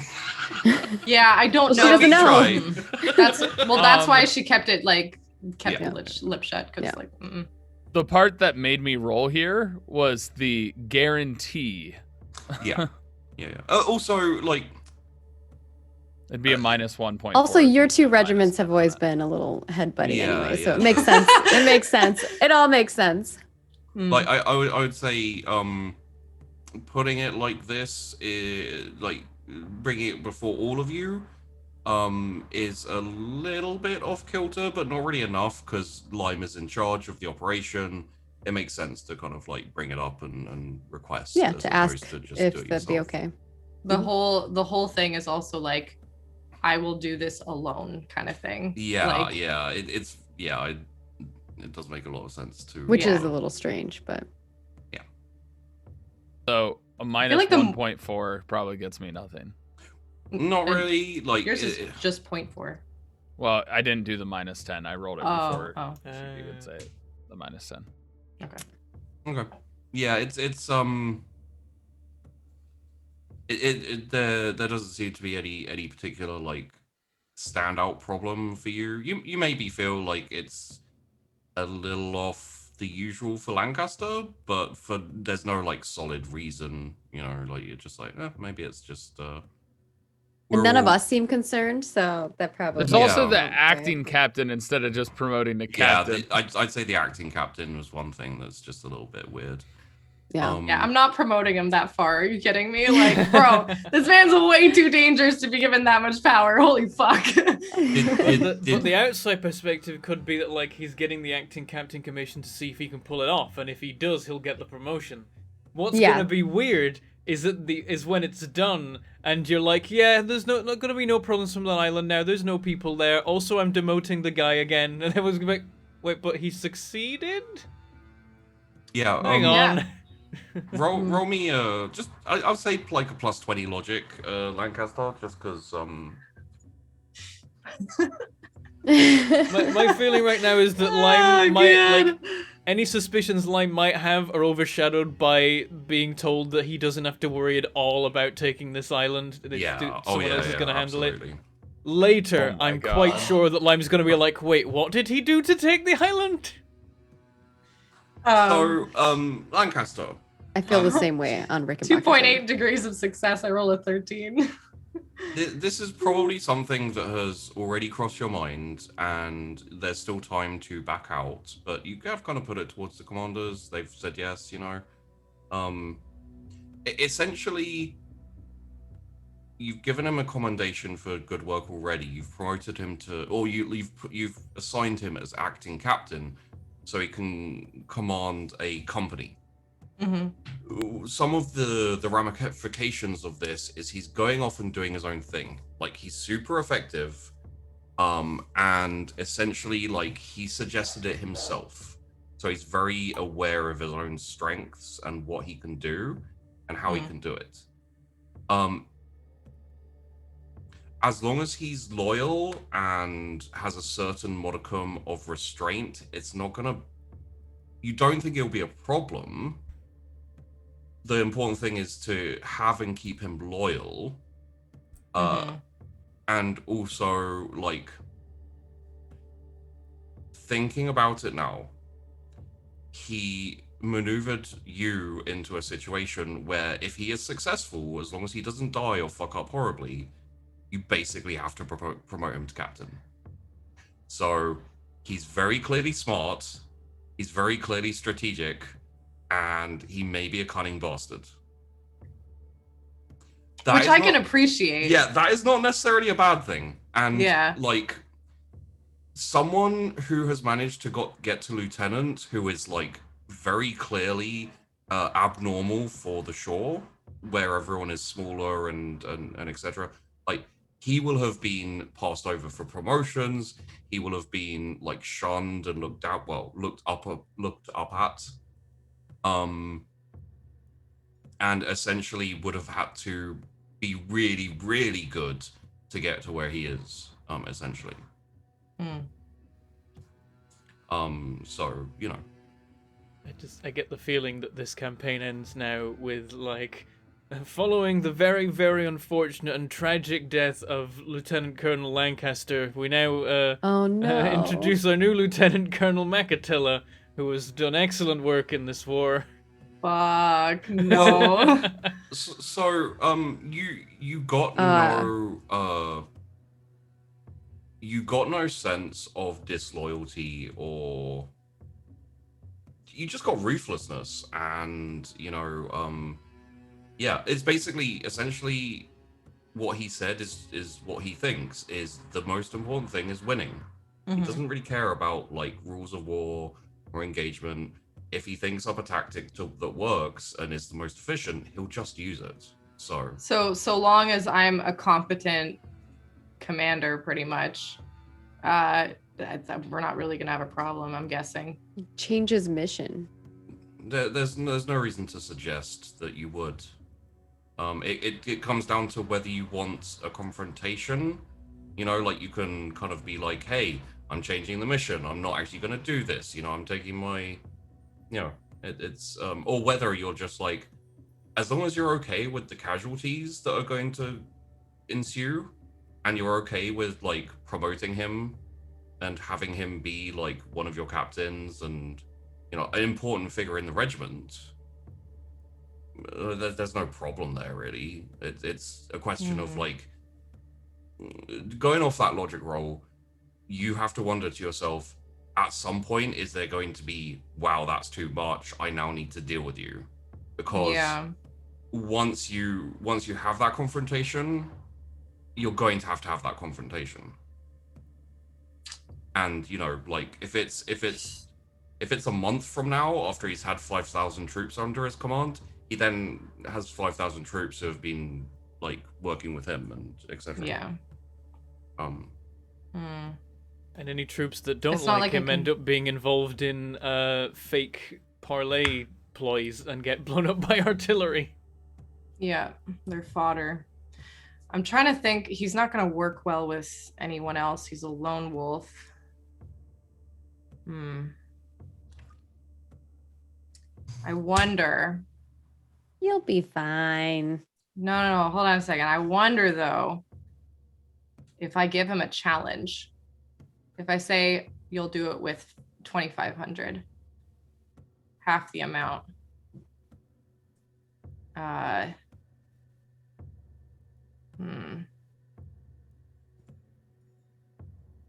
that way I don't have to make him acting captain. I can make him something else, maybe? He's already lieutenant, so captain's He's already a lieutenant. Captain's, yeah, fuck.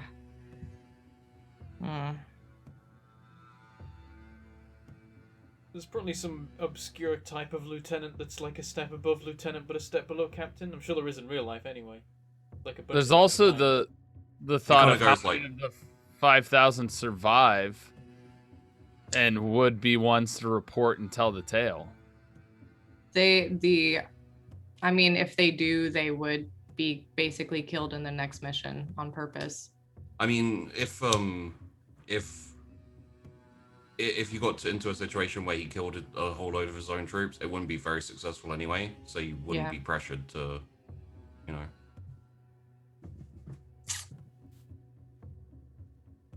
Yeah, I just anticipate with 5,000 people understanding the orders and stuff, it's likely the info is going to leak. That would be my thought, personally.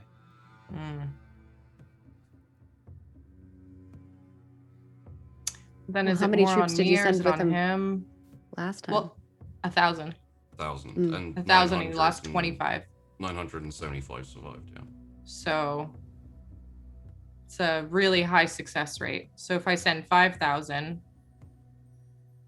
I mean, he'll come back with at least, you know, like 4,700 at least. You would think. Well, it depends on what If strategy he the employs. I feel ratio like is he the mixes it same. up a bit. Yeah. If the ratio is the same. The idea would be, because the tactic's not really going to work again on the same planet, right? So Well, it's a different planet. exactly. So that's why moving him to a different planet to do it in one fell swoop kind of works. But then after he's done there, like, how do I utilize him after that, right? Because it's not like that tactic's going to work again. But his whole idea is winning. So maybe if sacrificing some troops to actually have a clash, does that make sense? Like, can I investigate to see if that's something that he's done before? Maybe like where if, you know, actual confrontation is necessary, like what kind of reaction or tactics does he use? Okay. Please roll me a common law Imperial Guard and a let's go with let's look here. Roll me a plus 20 inquiry, please. Okay. Let's just be your mix of like looking around, seeing what you can find out, and okay. A 0. I might. I'm considering re-rolling either the Imperial Guard. I'm re-rolling one of them because I have 2 fate points. So that's true.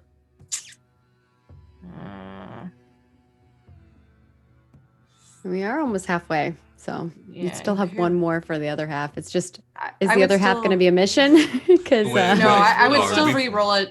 I would got still a lot re-roll it HQ to anyway. go, Hang on, so- where'd the last Oh, we hour still go? do? What happened? How's it I get know. break time? It happens It's every going time, so doesn't fast. it? Oh god. Yeah, I What's think your I'm gonna. target? So your target is like 40s. You have a decent-ish chance, but it's not amazing. Depends whether you're, you know, unless you crit You could fail. crit fail. It probably won't be much worse. Yeah, but I have the same chance of crit failing as I do with the crit success. So That's I'm true. gonna re-roll the Imperial Guard. Okay. Oh fuck. Oh, Minus worse. 3.9. It's not a crit fail. Okay. but it's not a crit fail.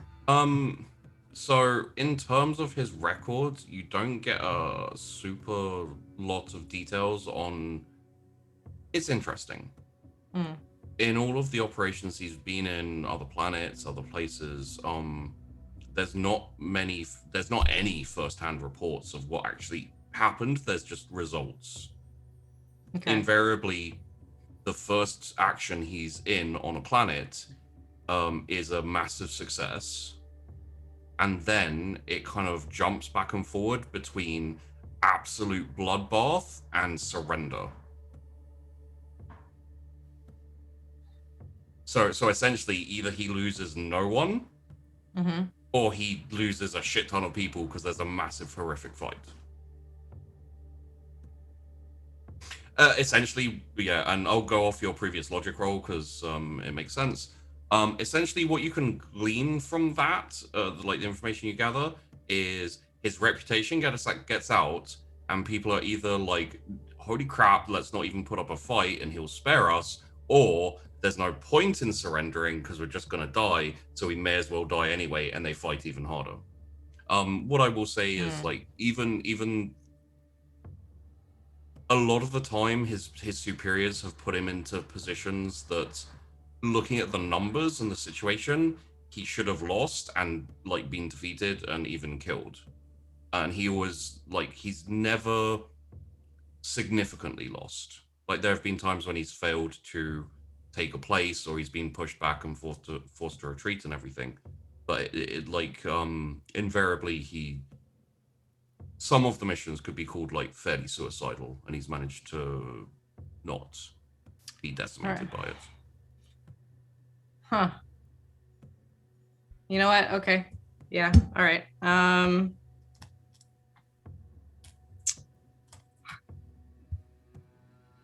It's a tough one.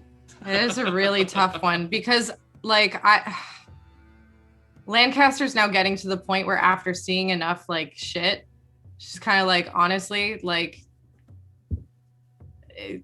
at the end of the day, they're either gonna put up a fight or, you know, Draco Mal was a rough fight, to be honest. So it's understandable if there's a certain amount of like jaded war kind of looks on these things where it's like, you know, it's a question of it's Lancaster's time to shine. She's been killing it, you know. It's hard. I think to try and help you out here, what it essentially comes down to is, are you more concerned with the lives of your troops or the lives of civilians? And like, my troops. Are you more concerned with winning or winning properly, or like how a typical soldier would view winning properly? No, you know what? I'm from the shore. We win by whatever cost. Okay, yeah. That yeah. All right. I'll after I guess the thing here, I'll just be like, yeah, all right, thank you for, you know, I'm gonna do this kind of thing. Okay.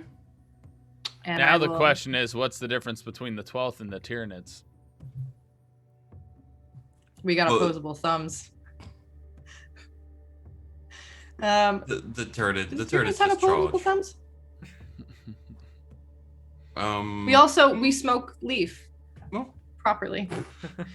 Anyway, we have invented the leaf. They probably just eat it. Yeah. Oh yeah. Ooh. Biomass is biomass.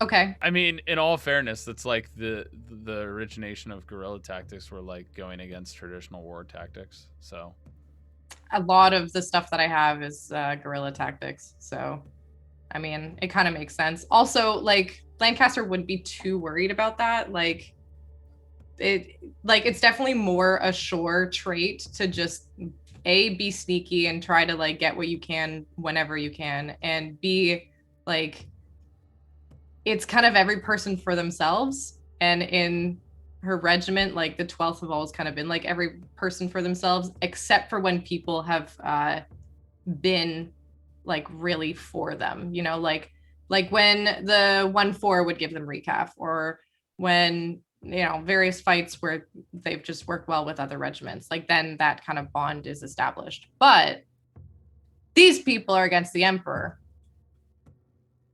So anyway, okay, so I'll go. It could be, you know, just civilians trying to survive, and the best way to survive is just to succumb to whoever the new leadership is. Here's well, you should at least give populations the opportunity to welcome you as liberators in case they do. I don't know. Like, I don't know if Makatilla does that though. Yeah, I'm gonna see. You do you. I will. I'm gonna see if I can bargain with him a little bit, but I do want to meet up with Makatilla then after.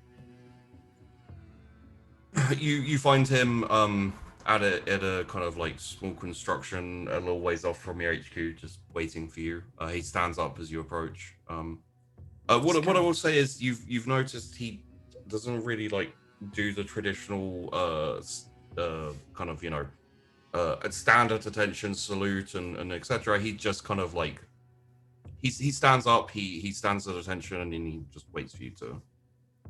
I'll just wave him over.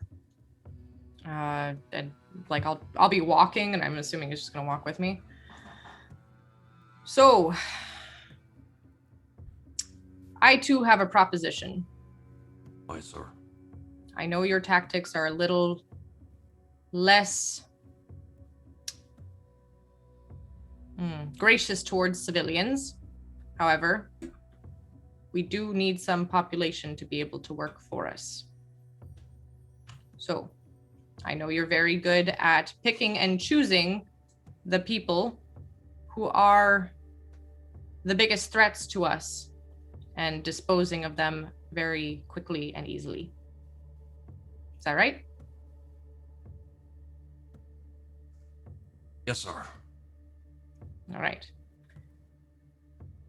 The civilians that we need, and I'm only asking this because I know we will eventually need them to help us. They won't be taking our supplies. They won't be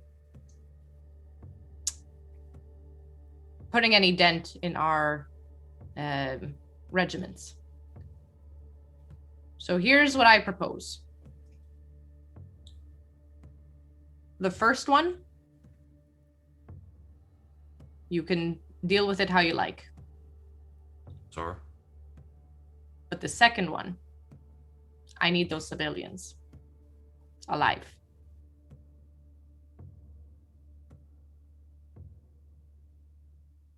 It's All more of of a them? challenge for you. Are we talking all of them, or? And I'm assuming this is given on the assumption that they are going to surrender. Aye.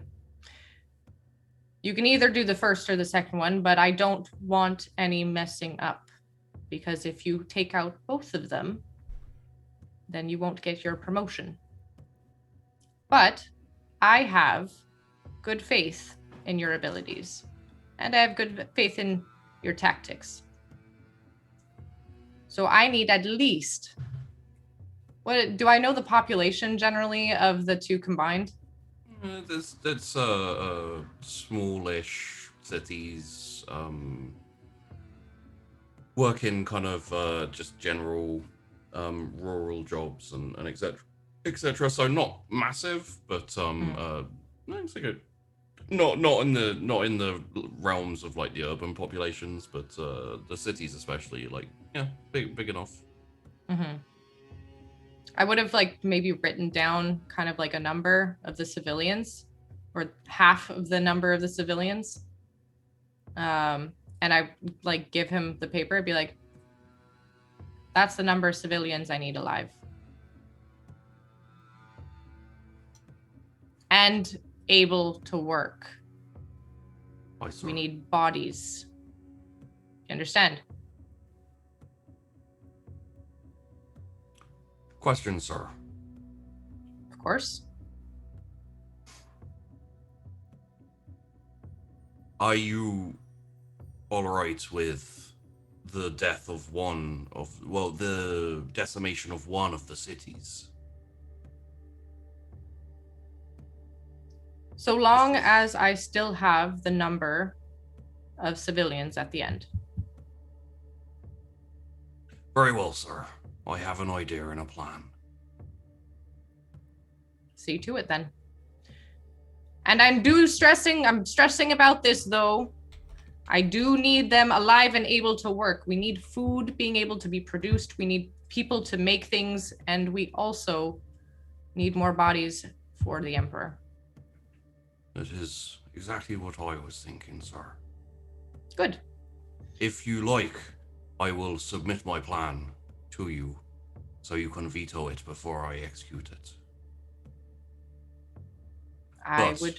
Then you will know what my plan is. It will burn. And well, if nobody I have else will know. To do with it, sir. Well, the plan will burn. That's what I mean. I know. Then so does he. It will never have existed. Very well, sir. I will send a report over of what I plan to do. All right. And you will have 5,000. You will be acting captain.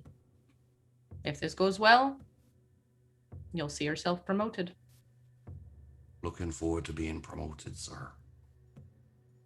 Me too.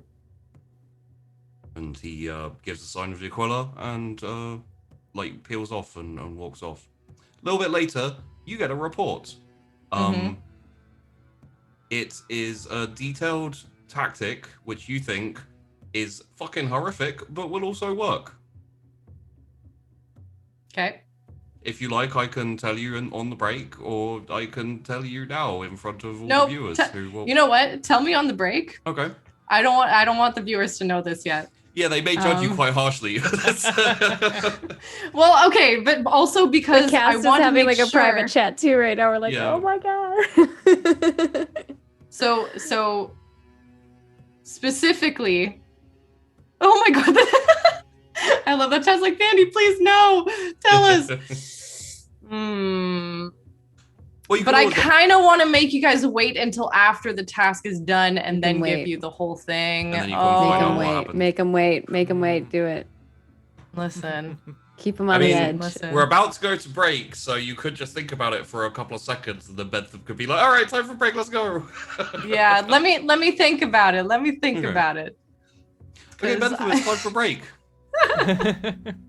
All right, we'll go to break. We'll be back in about 8 minutes. Everyone go get a snack and all that kind of thing. We'll be back shortly to plan more horrific war crimes. That I mean, technically aren't war crimes because there's no rules of war in this Yeah, universe, it's- but they're war crimes. Yeah, we know in our hearts. All right, we'll be back shortly. I'm not a terrible person, I swear.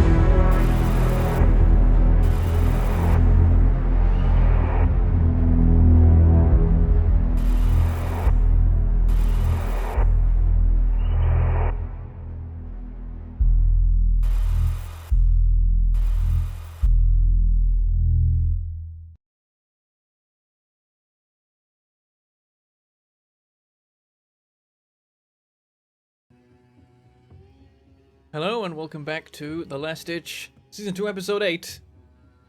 War Crimes Edition. That's all we do I don't know these what days. you're talking about. So I told Vandy the plan that Lancaster received. Would you like to use a word to describe it, or are we just gonna move on and not acknowledge it till it happens? It's war crimes. I will not tell you what the plan is yet. I'm sorry. I think it makes more sense for y'all to figure it out or find out at our next HQ. HQ, which will unfortunately be in 4 weeks. I want to Or hear the theories 5 weeks, I though guess? in our Discord. You know Four what's weeks, yeah. funny? I 5 don't weeks. I don't think it would be a good idea at all, but technically speaking, the next cast could sign up to the 12th and go in and serve under God. Macatilla. Oh god. Yeah, they would have to have like some really big disclaimers on what is going to be, what they're going to be We would have involved to in and tell some of them the what they were signing imagery. up for. Yeah, I'd have to tell them what there's, because there's no way that I'd let anyone go in blind to that. Yeah. It suddenly crossed my mind, and I was like, oh god, it'd be so funny if they were just like, hey, what about this thing that this guy's doing? Can we join in that? I'd be like, okay. I can see that being Yeah. a thing, but I imagine that it would end with the 4 of them being killed by Macatilla So, as a part of some ploy. Oh my Also, gosh. audience, so you know, I also don't know what it is. So and I don't think Maggie does I don't think either. Maggie knows either, no. I I heard parts of it because I had it on speaker when I Okay. was going to get my Oh, okay. water. Yeah. So you're just as much honestly in the dark as the cast is. So I was considering telling y'all, but I think it's from a story perspective, it's better if you find out afterwards, because we also don't know if it's going to succeed or not. So we want to hear about the results. And yeah. Once the results are out and everything, I'll also, maybe in an after show after an HQ, I'll talk about the origins of Macatilla and where he came from, because I think that's quite interesting. So let's delve into things that aren't quite as war crimey. I think it's for the operations, I think the most important one to touch on is the spearhead. Which is being led by. Give me a second here. Yes. Captain Devind is in charge of the Ironbriggs Armored Company Spearhead. So probably a couple of days afterwards, you'll receive a fairly in-depth report of what happens when the Iron Brigade Spearhead reaches Vittelvase, which is essentially all the way through the push. You have been mowing aside all opposition. They are not putting up enough of a fight. You're losing like very little in terms of tanks and troops. The only problem you have is logistics is a little bit wobbly for you. So your supplies are starting to thin in terms of fuel and in terms of like keeping up with your advance. Okay. It doesn't turn into a problem until you it doesn't turn into a problem by the time you hit Vittelvase, but if you'd have had to push all the way to Katik, it would have been a problem. Okay. So Whittleways. Okay. Essentially, the report you receive says you reach the lines of Vittelvase, and Captain Devained has linked up with this. It's not small, but comparatively, it's quite small resistance. They are entrenched all along the line of the cities. Basically, I'll call it coast to coast. Essentially, that entire Like that river that's going down. Yeah, essentially all the way from the lake to the river, there is a heavily entrenched trench line with very, very heavy fighting. I will say in this instance, it will just be you Rickenbacker, but please roll me a Imperia Tactica Imperialis. There we go. I knew I was saying All that right. wrong. Any modifications? Just a straight, please. Okay. -4. Today is not my day. If you'd like, you could re-roll. It's not a crit failure, but it's one short of a crit failure. All right, I'll reroll. I'm sure you won't roll a 96 this time. 2.4, Oh, you didn't? so worth Okay. the reroll. Yeah, there you go. So essentially, what you're able to collate from the data sent back to you is everything that, technically speaking, it's a very good start to an invasion. You essentially landed in a position where all of their reserves and new recruits were stationed.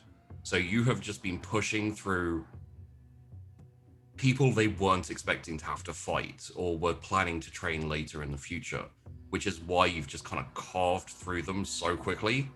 When you get to Vittelface, you are now essentially at this point, aside from having to actually fight some remnants of the Katic forces, you have claimed this side of the island. Like, because the 1-4 has been fortifying your advance, you now have a position where you can just sweep out on both sides and just claim everything. There's not much in the way of enemy forces to threaten you. So, you know, there'll be deaths and there'll be fighting and stuff, but it's essentially, at this point, you're pretty much fine. Does that include Hithenden then now, or no? We still have to push there. No, Hithenden would have been taken by now. So yeah, Okay. you don't need to worry about that. And again, there were casualties. There were casualties on both sides. It wasn't a massacre. Don't worry. And what you now start to see in your reports is a lot heavier weaponry, vehicles, essentially a front line of sorts that has been going the way of Katic, but hasn't. There's been no breakthrough yet. Essentially, if you now pour some troops in, you can take up the defensive line with the loyalist Katic troops. If you want, you can. There's no solid chain of command or anything. There might be like a rebel leader type thing. It's very weird to have a rebellion inside a rebellion, but you know, that's what essentially has happened here.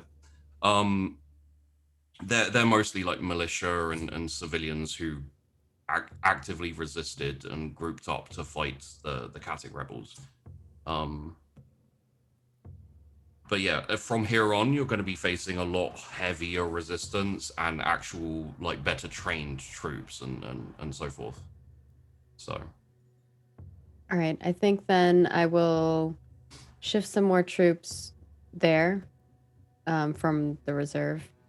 Okay. And maybe give them, I don't know if we have any other resources that we can provide to them, but I think some heavy weaponry is going to be what they're going to need to kind of push in further. Yeah. So you essentially want, are you wanting an insertion there in kind of like a hot zone, or do you want to drop more troops into the HQ and start moving them up to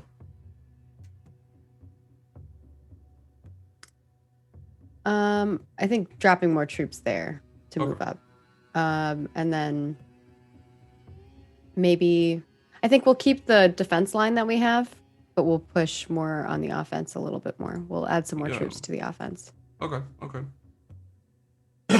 Okay, so this will now involve the 12th and the 1-4, and also the 21st if you want to start getting involved, Primer. Essentially, because the Iron Briggs got there first, it will like be their tanks will roll up and they'll start basically engaging with the enemy over the trench line, and then the kind of all of the chimeras that have been transporting the Iron Brigade troops pull up, deposit troops, move back to the HQ, and the Iron Brigs will take up the trench line. Pretty much exactly what the Iron Brigs are designed to do. And then it will kind of fall to all of you to either shore up defenses and settle down for a conventional trench warfare for a bit until you're ready to assault, or to, if it is possible, seize initiative of like your force arriving, maybe them being off the foot, and then like trying to break their defenses now. It's like Draco Mal all over again. No, it's fine. Just without the Tyranids. Okay. Yeah, you guys, this like a time we're the vacation. ones attacking. Like that's the trick. Is like we now need to be the Tyranids. Yeah, What the Tyranids do. My thought is simply this: if we take their trench line, we don't need to dig our own trench. Run, we're coming. Yeah, I think we can use some of Surge, which is like my heavy weapons, and the Rainmakers, which is the artillery, and kind of just bombard those their trench, and then hopefully push forward with the offense troop from Devind and I think my other guy, Captain Joel, who are more the infantry I've folks. had my Mechanized. 21st people waiting, ready to deploy for this. So you and also just to clarify something I said earlier, you can probably land reasonably easily in the area between Kilvarton and Hithenden, like that. Like you can essentially, if you want, move the HQ a bit further up, like land in there. It won't be as much of a cross country like slog to get to the trench line. So but if you want to land, like it'll be more immediate if you want to land troops in the loyalist zone, and you may come under some like anti-air, because obviously they don't have their big planetary weapons, but they'll still have anti-air and etc. It's up to you, Tyler, where you want to land your troops. I mean, if they're just regular troopers, they're probably going right into the trench. But my commanders are definitely not going immediately to the front line. They're going to be moving up forward. So essentially, I'd give you troops under your commanders that drop in immediately, and then my commanders come in and will take the troops of the 21st when they arrive. Yeah, she'd be saying you can choose to land your troops in the loyalist area or between the neutralized areas of Kilwarda and well, isn't the loyalist area where the fighting actually is right now? It is, but you will come under some anti-air fire. Right. So what I was saying is I could land troopers there, but put my command to land like here-ish, and then you're gonna do like a small hot drop, and then like and then drop the rest of your troops. Okay, so he's gonna do a split drop. Pulling up the operation. Currently, Rickenbacker, you have 2,500 of your Behemoth company still going, and you have 6,500 of the Onslaught company. Essentially, what this is combined arms, tanks, transports, and infantry. Mm-hmm. If Primer, what your plan is to essentially assign troops under Rickenbacker for like a joint push early on before they have a chance to kind of shore up their defenses, maybe get ready for a larger assault. So hopefully you can kind of break through their lines, take their trenches, and have made a significant push and off-footed them. If I'm understanding correctly? That sounds about right. Yeah, okay. Sounds good to me. Okay, so let's create just with the Iron Brigs who are already there. Just as a sidebar for the 1-4 and for the 12th, you do have troops moving up because the 1-4 is dealing with the kind of the defenses, and the 12th are dealing with kind of clearing up the countryside. It's going to take you time to get to that trench line and to that fight. if an emergency comes up, I'll let you know, and you can always like hotfoot a smaller force forward, like to help. But for now, it doesn't seem needed, at least. Right. I do have some ideas about what the 1-4 can get up to once they are on the line, anyway. Yeah. And you know, if you want to, you can always adjust like what you're doing, but it will mean like lessening defenses on the supply line that is still effective, like up and down the Iron Brigade advance. So, additionally, just for a little bit of extra info and reports coming back to you, Ooh. the recon has done. I need to see the minuses because the minuses are the problem here. Not very well. So you're not sure of what you are facing in front of you in this instance. What happened, Recon? They're okay. There was What information do they have for us? There were successes, but the successes were not as big as the failures. So it was a nice mix of success and failure. The successes were like 2s, and the failures were like 4 and 5s. So essentially, reports are mixed, and you can't get a good feel of what you're going to be facing, like past the trench line at least. Okay. I'm gonna leave that for now because I don't want you to shout at chat. Is that the signal corps? No, the other one. Are any of them my troops? Logistics? 12th, I want you to show yourselves right now in the chat. Tell me if any of you are the ones who've been rolling poorly. Because Makatilla needs some bodies. that would be a great little side bit to the rear guard of Lancaster. Anytime a rear guard like massively screws up, Lancaster just sends them to Makatilla and be like, do what you want with them. Mm-hmm. They're no longer my son. The great thing now is anytime rearguard fail, you can be like, it's Cavalcadre. Yeah. So a really a good one is you're taking losses on the field, obviously.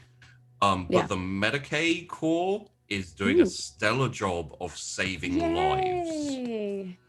So thank you, Medicaid. In terms of turnaround, you're not getting great turnaround. People are getting injured. People are like getting horrifically wounded on battlefields.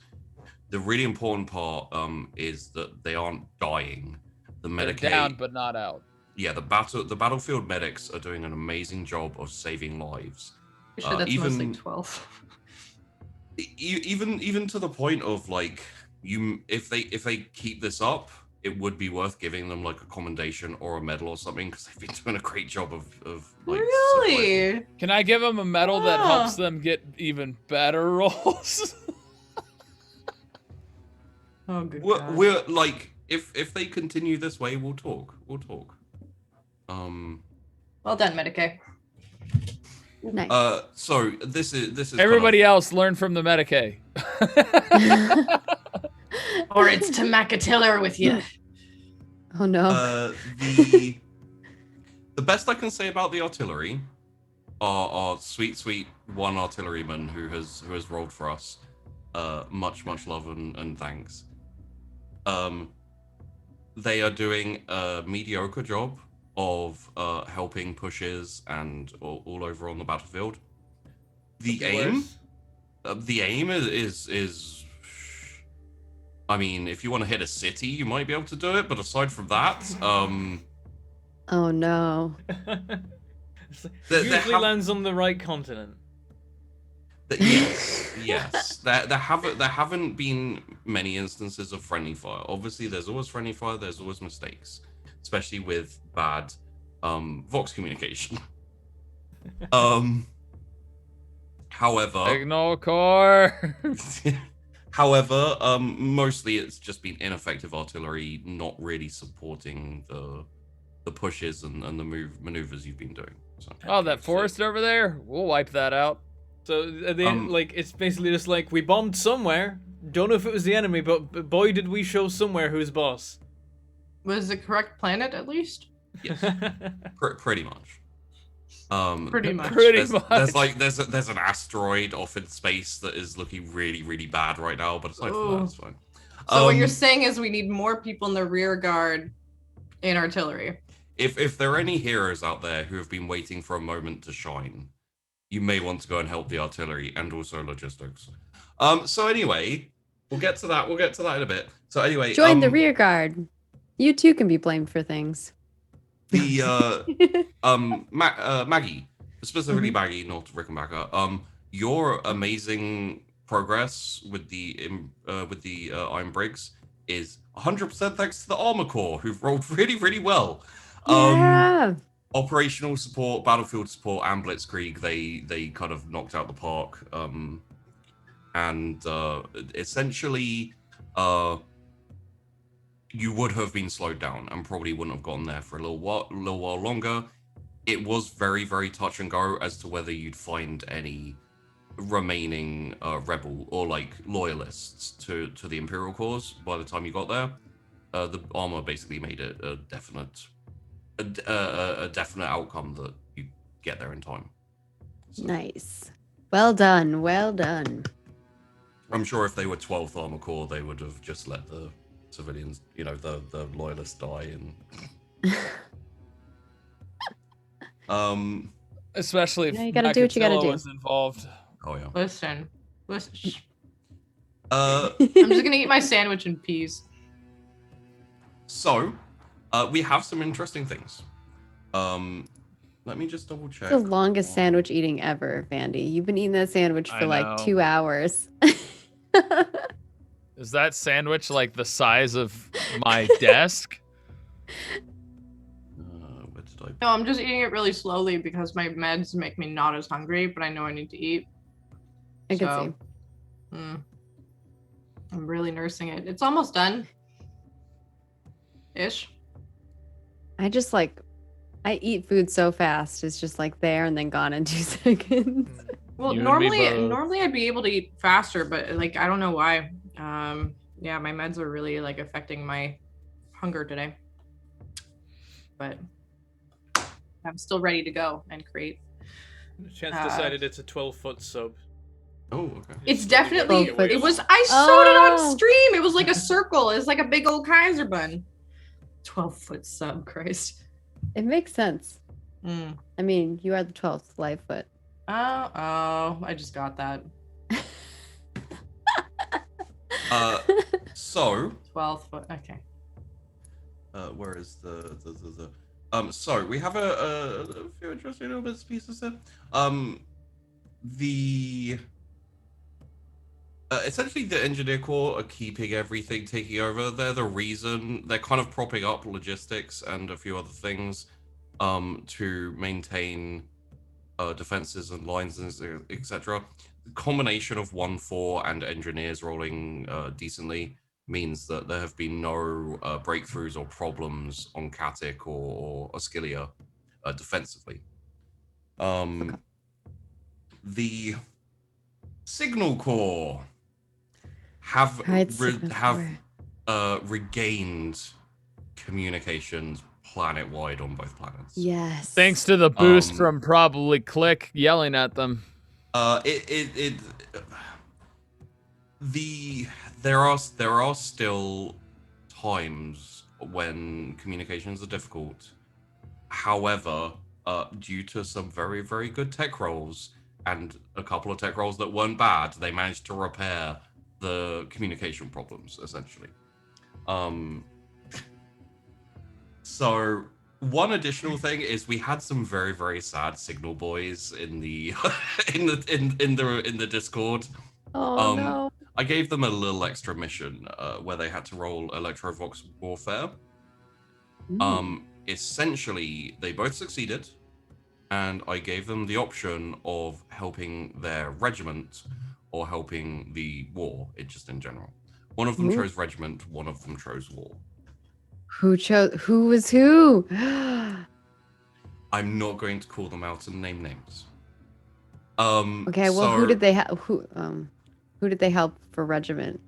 So for all of you as commanders, I will allow you to pick a planet, Katic or Ascilia, or even Breaker's Yard if you so choose. Leyland And 3. Bars. You hear nothing but dead air. So any of the 3 planets you may choose, and I will give you a little bit of intel that is captured by the signal corps. Katic. Katic. Okay. I'll see you later. Okay. Do we all have to choose the same one You decide as a group together? Yeah, because this Yeah. is Oh, this we all is the- decide. Okay. this is the signal corps capture, where they said, I want this for the war in general as opposed to their regiment. So. Okay. I want think Katic Katic- because Katic, we're yeah. like, yeah. It's our But main. we haven't heard anything about Ascilia. Like, we have no info, really, right? Yeah, but our mission is to take Katic. Did that doorbell That's how come I through see it. one of your guys's? It's from mine. It's my food. Okay. My sandwich. In that case, Bandy made me want a sandwich. you receive an Ding dong, intel it's the report. Inquisition. Ah, no! They found They're me! coming for you, Bandy. Hopefully for a promotion. You receive an intel report from the Signal Corps, essentially detailing that preparations are almost complete for a large push against the Loyalist faction on Katic. Well, it's too slow. Essentially what it means is they were like in the process about to like push on the defenders. So if that changes your decision to attack or whatever, let me know. So the the loyalists are they're setting up defense? Is that what you said? No, so the Katic rebels, the ones you're fighting against, Yeah. you receive an intel communique, which essentially details the plan for a big assault on the Loyalist defensive line is almost ready and about to proceed. Oh, okay. So okay. Can I make a suggestion? Yeah. Can we contact, what is it, Whistleweiss, I guess? Yes. Or the Loyalists, say that we've interrupted a communique doing exactly that, like saying that Katic is going to come attack the Loyalists, and say, we would be happy to support you in creating defenses to prevent, casualties and whatnot, or preemptively attack. Yeah. We have to get to Basically, them first. Well, yeah, so well, I think we're pretty close to them, We aren't got they? to them, Are right? we? The Yeah. 21st and the Iron Briggs are there. The other two are Oh, on their I way. thought we were still trying to reach them, like the loyalists were cut off from us slightly. no, so you have reached you basically pushed aside everyone on the western side of Katic. There are still remnants around, but you don't have to worry about them too much. Essentially, the Iron Brig tank column, like spearhead, has reached the defensive line. The Iron Brig infantry in chimeras, etc., following right behind, will get there and probably has by the time you receive reports. And then it's kind of up to you how you want to deal with the situation. The original plan was for Primer to assign a load of 21st to Rickenbacker and for a joint assault, which would take a few days to organize and send troops over and etc.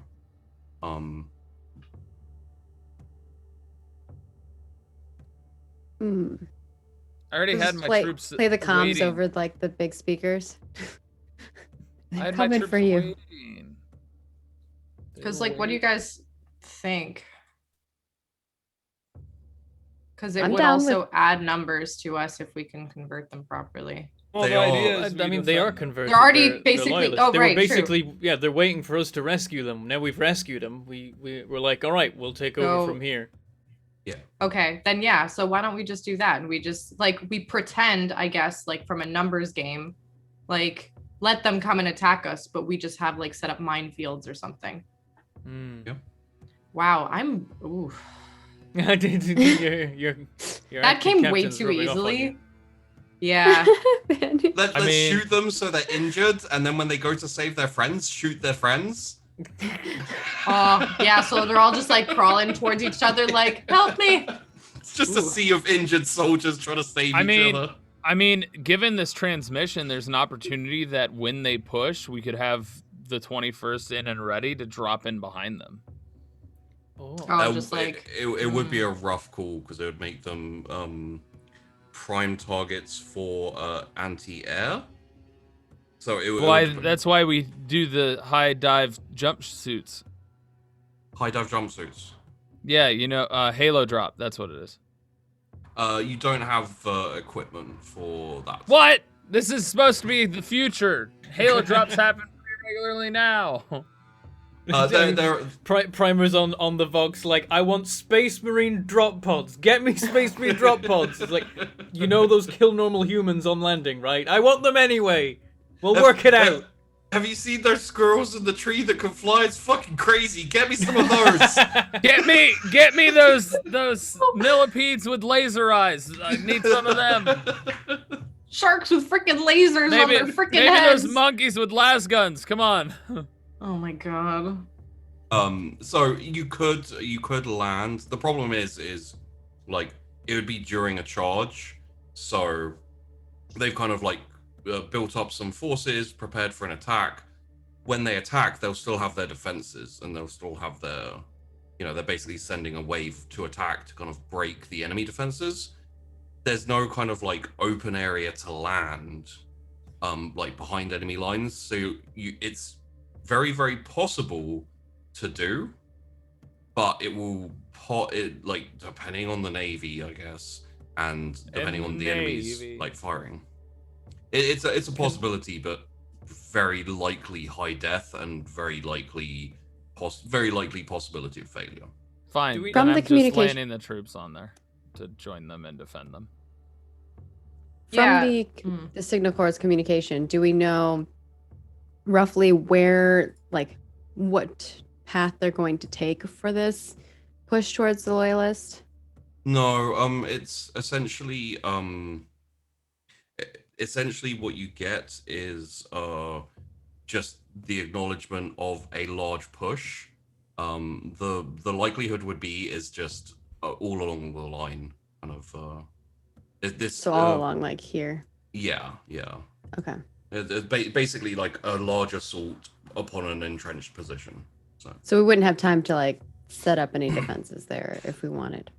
You've got a couple of days. The Iron Brigs are there. They're not amazing at. You know what? Please roll me a command and also a survival. Please roll me 3 survivals. Actually, Oh my god. Okay. if And- you'd like to see what we can do about No modifiers? no modifiers. Like, do we have explosives? Can we just rig explosives on the battlefield, let them run over it, and then trigger them? I mean, What's technically, happened to you? there's a few different- I don't know. I mean, the every troop of the 1-4 has basically a bear trap. Like you can put those out and. Oh I my mean, god. I don't know this which is so is worse. bad. I don't What's know that? which is worse, how quickly Vandy's getting these answers or how bad Maggie's rolls are today. Yeah, no, My rolls it's like- today are so bad, and they There's have a- been for like the last few weeks. Like A it's minus so bad. 2.4, a minus 5.7, and a minus 0.1. It's a No it's crit a fails, it's a so- cavalcade of awful. I'm like debating which one to re-roll, but I'm also like maybe Do none of I them are even worth need to? re-rolling. I mean, your survival, Mag you're dice. trying to hit a 30 something because you rolled a 33 and got a minus 0.1. So Trying to you roll a wanna 32 re-roll on your that. survival. Uh, Your survival chance of succeeding. You have a target of a 69 for your command. Heck yeah. So I have good news and I have bad news, Lieutenant Colonel Rickenbacker. unless you'd like to re-roll anything, but I will give you the hint that it may not matter. Even if you succeed one roll, it may not help enough. Yeah, that's what I'm thinking is like, I don't think Yeah. it really mattered. Like the roll that I would re-roll is probably the command because I'd have the highest probability of getting a better roll on that. But I failed so bad on survival, and I don't think I can do really any better. So Yeah, that's fair. there's potential I could fail. Is my worry. They get a crit failure on the command, and Oof, that's so bad though. Oh my god. so essentially, the bad news is there is no time to coordinate and set up proper defenses other than what's already there for the Iron Briggs. The good news is the people best suited for that exact situation is probably the Iron Briggs. They can take a quite a beating. So The Iron Briggs are defenses. yeah, We will be ready. That's what she says. But really, like, there's no setup. It's just we're just standing there. I mean, Yeah. it would probably be helpful to have people that have a bit of a better range to hit them before they hit the Briggs, but that's just, Yeah. I mean, we do have some artillery and stuff like that. yeah. Snipers. The good news is you have tanks in support, and you have the troops. You can leave the chimeras in support too if you like. That will help. Essentially, you'll have time to prepare to repel the assault, but no time to kind of prepare proper bunkers and defenses and stuff. So it's basically going to be a trench line. Yeah, could we? So if they're going to come across here, and obviously we'll have our tank line, on the other side. Yeah. Could we set up a group to be up here by the water? Because we're already kind of taking that area up there to come down behind them. So, on the kind of western side of the water, you have, you haven't taken like this area here. You have taken like this area here. Yeah, I'm saying we could push to take this top area just to have kind of sneak in some of our troops to come around up from behind them once they're already in their push. It would depend how you got there, Gotcha. and what forces you'd use to move there. Halo drop. Fly squirrels, let's do this shit. But yeah, that's essentially you could land troops there, but they would be open to anti-air fire with the defenses of Katik all around that area. It also anyone kind of like crossing the river and trying to sneak over would be very, very vulnerable to if they were seen. Essentially that is Katik controlled area. Okay. Currently. Right, cool. It's just an idea. Oh no, Potentially, it's, especially with the the 21st dropping. I was like, maybe they could go in that area instead and do like a swoop around behind them. But if it's too dangerous, then no. If you were going in for like, you could do a form of like secondary invasion where you kind of take the attack and then counterattack at the same time the 21st land and start pushing from the side. It would get you a bit of a crossfire, and it would be a fairly risky move, just because if it fails, then the 21st who drop would basically be cut off. And sure. it would depend on you, like, not only slow and steady push. Then that's the way we go. Iron Briggs, That's, yeah. Well, on foot at least when they get into a position where they need to be defensive. Also, if you like, you could switch out commanders at this point, because you have your overall commander of the operation currently is Kirsa Devend, who's your captain, who's an armor expert. Mm-hmm. If you want to recall her and send someone else in to take up the defenses, that's something that I think she would understand and would be very viable. I think we're still going to be using armor for the most part here, so I think it'd still be really good to have her there. What more have I learned about Joel Stettin? Because he's also with her. Stettin. What does it say in your notes? No, I haven't learned anything yet. Then you have learned nothing about Joel Stettin yet. But it was meaning in between last episode and this, if there was anything. Oh, would you like to find some stuff out? A little bit of administrative work, investigation. Yeah, see how he's doing on the pushes. Please roll me a command, scrutiny, and a +10 common law imperial guard. Oh my god, today What's my happening roller's with your so command bad. today, I Maggie? don't Jesus. know. I'm supposed to be good at that. It's the same as before. It's -0.7. Yeah, it's 76. said That's the command scrutiny? roll, apparently. It's like a 3-tiered shit sandwich. There's it's the bread is the It point toyed the with you there. -0.7. Okay. And then what was the Pretty last nice one? toyed with you. +10 common law imperial guard. A +0.7. What's happening? Dude, It okay, almost was we're- a 5. We're gonna talk about this. We're gonna talk about this, okay? I don't 'Cause- know. Today's just not my day. Your first roll- -3.9. Your first roll, Baggy, was 0.7 with a 76. Your second one, well, sorry, minus 0.7 with a 76. Your second one was a 0.7 with 25. So you're hitting the difficult rolls, but you're not hitting the easy. It's very bizarre. You do have rerolls if you'd like to reroll one of them, or I'll re-roll the command one. if you crit fail, mean, I Honestly, don't know what's I going don't want to on. re-roll this because there might be a different roll that's more important. This is just to find out if I know any information on Joel, so I don't want to re-roll this. Okay. I'm actually okay. Have a little looky-loo here. Right. Okay. So, what I can give you for it is Captain Joel Stettin. The only thing you managed to find of concrete information on Captain Joel Stettin is the number of times he has been imprisoned or brigged or he's been reprimanded a lot for various for example, there was a time on a planet when they took a city and he was found with his company basically piling up a whole load of valuables.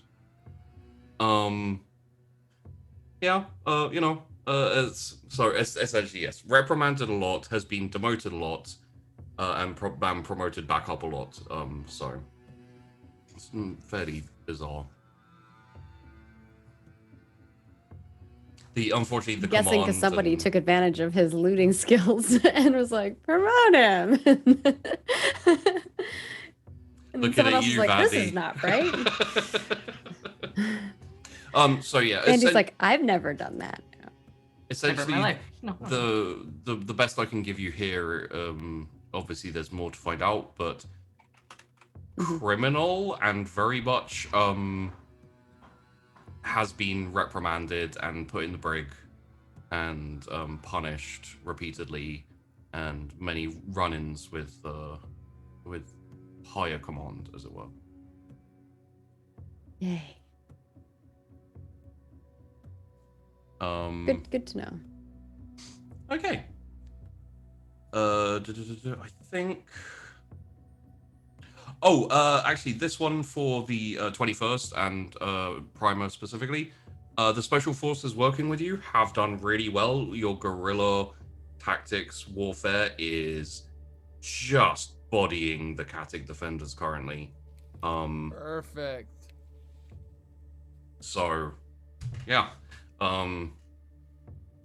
In terms of any type of counterattack or assault upon Operation Jungle Jump, you don't think you'll have to worry about that in the current situation. It's very possible that collaborating with the intel you got, you can take a guess that this side of things isn't as heavily defended, or there aren't as many forces here currently because, you know, they were moved for the assault on the loyalists. Yeah. Because I totally anticipated the fact that they would put all their forces on one side. Okay. Much like the, I think, was it the French that built a completely armored wall that had gun emplacements that couldn't move? It was indeed. That was and then and all they did was walk around and so go, so I came up "Surrender." with the genius tactic of, hey, let's just go around that giant wall. Yeah. So we move on next to the calling core. Recruitment Ooh. is going well, everyone. Oh. Yay! It's all Legs' poster. It probably helped. The really good news is the current batch of new recruits have been very exceedingly well disciplined, partially because some of you have appointed your own NCOs and officers to the calling corps to help with recruitment, and partially because the calling corps have rolled well. They aren't as good. They have good discipline and they're ready to learn, but they're not practiced in your drills. So bringing them into the regiment now will give you more bodies, will give you more manpower to use. But as time goes on, unless you drill them properly and get them to the point where they're ready to join your regiments, they will, like, you'll see the quality of your regiment's actions slowly decreasing as you, like, water out your skilled veteran troops with new recruits who haven't learned properly. I mean, the 21st are fine on troop numbers, so I'm not worried about bringing them into the fold right now. So my question is, would anyone like to use the calling corps recruitment of fresh new recruits who are disciplined at the very least to fill up some of your manpower that you have possibly lost some of or a lot of? Vandy. Or would you like to wait? You do understand Until I've lost like the least amount right now, right? Mission that'll lose a lot of troops. What probably makes a lot of sense is if the 1-4 takes quite a few of them and sets them to work on Breaker's Yard.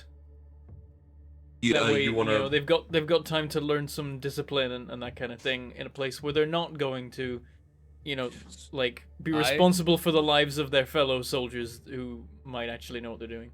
So the main parts of their recruitment and training is the recruitment. If the calling corps roll well on recruitment, you get more recruits. If the calling corps roll well on discipline, they go through basic training and they learn how to be a soldier. Drilling is the bit the calling corps didn't do great on this time. And drilling basically means they learn to be part of your regiment. So you will effectively be getting a soldier instead of a 1-4 soldier. So if you delay like bringing them into your regiments and you wait until they've been drilled properly, you'll be getting like 1-4 soldiers essentially. They won't be from your home world, but they'll still be they'll be of the right mindset. They'll understand what they're signing up to. We'll have got them hooked on recaf by then. Yeah, like it's essentially, for all intents and purposes, they will be true blue 21st or Iron Bricks. They'll know how to form a shield wall. They'll know how to. I'm gonna keep mine with grenades. Lieutenant Benno Bem and have them keep training. Yeah. I won't take any yet then either, because like currently we have troops to spare still. I'm really worried. That's what I was about. I'm really worried that Lancaster's gonna go, give me 5,000 troops from the. Oh my god. That's literally what my thought was. Yeah. So. No, that's making it too easy for him. Is it? I don't know. They're really making it harder. It's like, troops. Hey, Macatilia, get your 5,000 troops. They're literally just dudes we got off the street. And at the same time, if you lose them, it's not as big of a deal as losing a trained trooper. At the and he's same like, all right, time, get him killed. Got it. At the same time, you would be giving him a significant force with no loyalty to. That's the problem. Like he could if he keeps them and they're with him from the start, like he's basically gonna have his own mini force of like loyal soldiers. I feel like this always every path leads to coup at this point. We're not there yet. It's fine. I'm just giving no, you context I on don't. this. I would give him more seasoned soldiers. Like, I'm not gonna give him the fresh ones because the fresh ones I can do something It with is otherwise. tempting though, right? Well, you know what? It is and it isn't, because like I could see on one hand, you know, being like, yeah, okay, here, take this fodder, but there's kind of no point. Yeah. Because that's not the point of the mission. I'm not trying to get my own people killed. So it would be smiting your nose to spite your face kind of thing, where it's like, yeah, like it would hurt the mission for no reason other than to basically give a little subtle nod to Attila, being like, you be careful, or you know. yeah, no. I mean, I It's- personally am on the line of I'd give him the fresh, not trained, not adequate soldiers, because then I keep my good soldiers. But that's me. You can argue it both ways, to be fair. No, I'm gonna. I don't really need to replace a lot of my soldiers. What I might do, actually, let me see where I've had most of my losses. Yeah. Because I did want to replace my third company, Captain Bodkin, because I now know that he's like got some good like Bodkin other was, use. Yeah, commanding at Hithington. Do you see why he lost like half of his troops? Yeah, he lost like 1,000 troops. So that's why, like, I might actually then move him off of third company, put somebody else in, and then replace the troops that I've lost, like the 1,000 troops. Okay. Because I don't know how many troops we're getting, or we have available. But it'll come down to a roll, essentially. Okay. If you want to draw from the recruitment, you still have your manpower and you still have your reserves as well. So Okay. technically speaking, at the moment, unless you're looking to deploy a significant force, you're probably not going to be like hurting for manpower too much. Okay. I'm just trying to see who I'm gonna switch with Bodkin right now. Yeah, and I just want to make it clear too that my other two captains on the defense side for Ward and Padlock are Captain Prager and Lax too. Okay. So they're so all four of those captains are there with their Right. troops. Just some are set up for more defense versus offense. Gotcha. Okay, yeah. Nice. I might replace Bodkin with Quinn. Quinn? Oh no, Quinn. Sorry, Quinn is another specialist.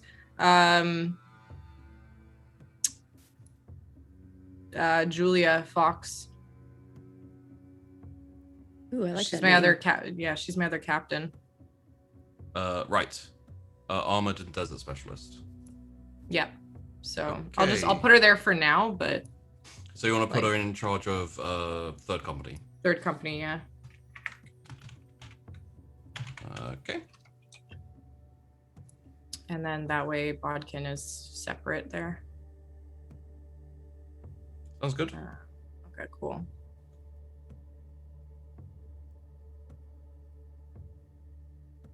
Yeah, because she could also train them to make them like better, I think. Yeah. Okay. Might also be able to give some to Sultry. So, unless there's any other like adjustments or anything, I think we've got a fair view of what is going on currently. I just need to double check. Yes, the Imperial Navy Corps, the Adeptus Aeronautica, I think is what it's called. I like that, isn't it? But I don't know what it is. Their pilots are very skilled. There are a lot of there is some dogfighting currently going on over Katik especially, but also on Oscilia. The Imperial Navy are not only holding their own, but are mostly currently dominating the fights that are happening in the air. What I will tell you is, in terms of helping you out, kind of integrated support and just general recon and things, they are very, very, very, very, very bad. So the situation that's currently unfolding with the Aeronautica is very skilled pilots, very bad at working with your regiments. So I don't know whether you want to address that or not. It's possibly something that can just be left and hopefully will sort itself out. But that is the report you get. Is there any way to send some of them for training or? Navis Imperialis, that's it. That would be down to the Navy commander. He's kind of working with you, so like technically speaking, you could send a request for them to go through training to learn how to better work integrated with your regiments and like provide close air support and reconning and things like that. The problem is that would take a lot of talented pilots out of combat. Yeah. While it's still going on. So like benefits would come, but you'd be basically left without air support for the most part for a while. What about the Evergreen Legion that just arrived? So my mask has been moved. Lieutenant Colonel Tarantula Sentry is in orbit over the planet and requesting permission to land for a meeting. If you'd like to receive him. Oh, we said last week he was going to come down to meet with us. Yeah. Yep, That's permission essentially granted. what he's doing now. Okay. Let me just look for my. Aha. Okay. So, is everyone ready to meet Lieutenant Colonel Charles Say? All right. Let's do it. Rickenbacker is always ready.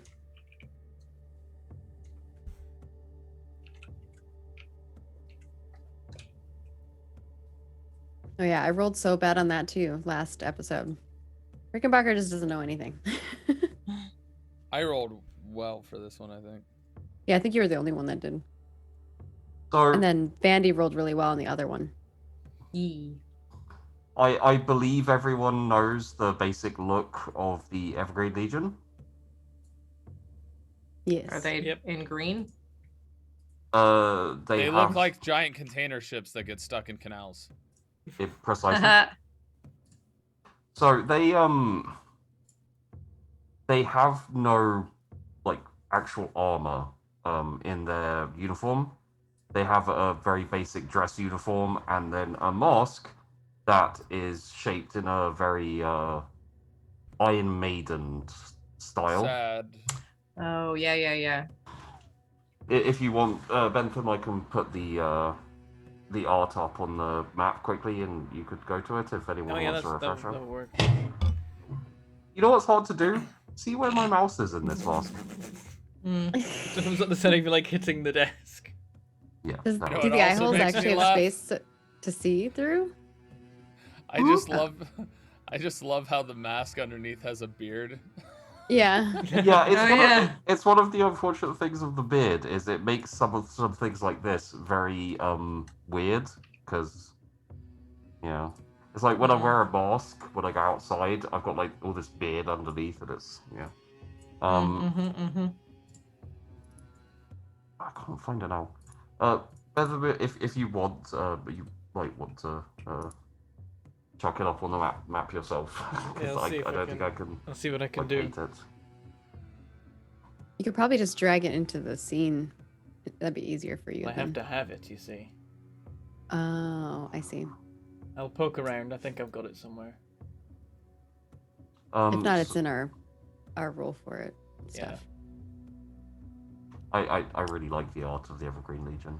It turned out awesome. Lieutenant Colonel Charles Say arrives with a couple of adjutants. Enters the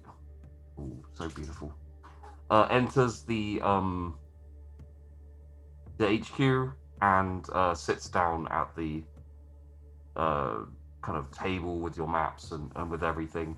Looks around for a moment and says, "Greetings, commanders." Aquila. Primer It's doesn't nice give to the meet you. Aquila. He's got his arms crossed. Yeah, I I'll give just the nod. Aquila. This isn't the cavalcade guy. He's not, like, shown us up. Well, apart from the part where No, he's like, but- oh, we were just busy pacifying 8 planets. Yes, just 8 planets. I believe you have been expecting me. I'm sorry for arriving early. It is outside of protocol, but I thought I could help. How so? By throwing bodies at whatever we need. Primer interrupts. Useful bodies? Define useful. Are they trained? Of course they're trained, they're soldiers. To what capacity? Are they specialized in anything, or are they simply bodies to throw? Aren't all soldiers bodies to throw?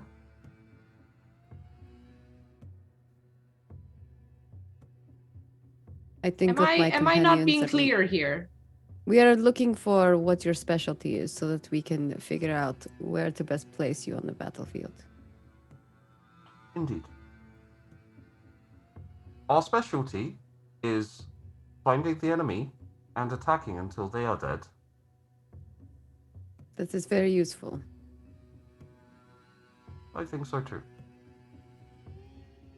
Perhaps they join us on the front line on Kadek? I look to my other companions. We are expecting a large attack there soon. It wouldn't hurt to have some extra people on the ground. We can get there in If- time. If I may be allowed a moment to peruse your maps and documents and see if I may add any strategic insight. He's just a lieutenant, right? He's not a... Lieutenant Colonel. Same Oh, rank he's as you. lieutenant colonel. I only had a lieutenant. By all means, and I'll start, like, showing him through it all. Hmm. Like, here's where we set up some HQ. The loyalists are positioned here. We've just met up with them. We're forming a front line. Expecting a counterattack from Katik very soon. Your here's Acilia. strategies and tactics appear to be mostly in fine stead. You seem to have been doing a very good job here. You say mostly. I merely noticed that you do not have any diversionary or distraction tactics that might tie up enemy units. I feel like my regiment might be able to provide this. I was thinking, Yeah, we were thinking on Acilia using your troops as a false HQ for them to attack. that is something that would be possible for a small while, as long as they are eventually sent into battle. Yes, I think our original plan was to see if you'd be interested in going to Midge Honey. We would like a forward base there, and if we make it look like our main one, it will help protect Tobigton, our actual base of operations. There doesn't seem to be much in the way of possibility for combat there, so I'm willing to make this sacrifice if I must, but I would like my suggestion to be taken heartily into consideration additionally. What is yours? If I can interrupt, just like out of character briefly. I can't remember if Sorry, I was like, No. I think I remember I think Freely got information, or maybe somebody got information that Primer. I don't know if was it they got Primer- information Primer that they knows just about like that. all want to die kind of thing. Yes. Primer knows. Was that shared with what- everyone, or Yeah, last episode. And Yeah, the last we're kind of aware Okay. that they just kind of throw themselves at the enemy and die. They're trying to repay what they believe is their debt to the Emperor by dying for Yeah. the Emperor. Similar to the Iron Briggs, they have like a penance that they're trying to repay. I don't think the Iron Briggs are specifically trying to die, but Yeah. No, they're not trying to die, but they already consider themselves dead, Yeah. like the Iron Brigs do. Yeah. There's I would say in Primer's mind at least there's a significant difference between the Iron Brigs being trained to actually be useful in combat and effective, as opposed to just throwing people at something to die and repeatedly die until somebody gets tired out or overrun. Iron Brigs is like take down as many as you can before you sacrifice your life for. The Iron Brigs are like, we're already dead, and the Evergreen Legion are like, we're not, but we're working on it. And they have this counter until their debt is paid of like a ridiculous number of dead. I could just see a meeting like between an Iron Brigade trooper and Evergreen Legion trooper, and the Iron Brigade trooper is like takes a drink and is like, I'm already dead, and the Evergreen Legion trooper's like, lucky bastard. Lucky bastard. I like that. That's great. That would be a good comic strip thing. Yeah, like yeah. Calvin and Hobbes comic strip thing. Yeah. I then just want to say, I'll be like, oh, don't you worry, your debt to the Emperor will be repaid. Or we'll make sure to help with that. But we also have a war to win. Well, of course. Everything we would do is in service of winning the war. Right. There are also longer-term plans of launching assaults on the hive to the west, like from with air attacks and that kind of thing from Midge Honey, and then water-based assaults from Tobigton. So ultimately, your troops will likely be turned towards the enemy. There'll just be a time where we're misdirecting first. This sounds acceptable then. I'm sure I can convince my troops to stay behind lines for a small amount of time. If I also will say convince. I hope you have control of your men and can tell them when not to attack. I mean, I can appreciate the enthusiasm, but we have strategies to follow. Discipline is nearly always pristine. Seeing as you're always so eager to die, need not worry, Mitch Honey will be under area assault. A lot, I anticipate. Very well. I do have one suggestion, an adjustment of strategy or tactics, perhaps? If you are open to such a suggestion. Don't see Let's why hear not. it. And he points down at the intel on the planned assault against the enemy.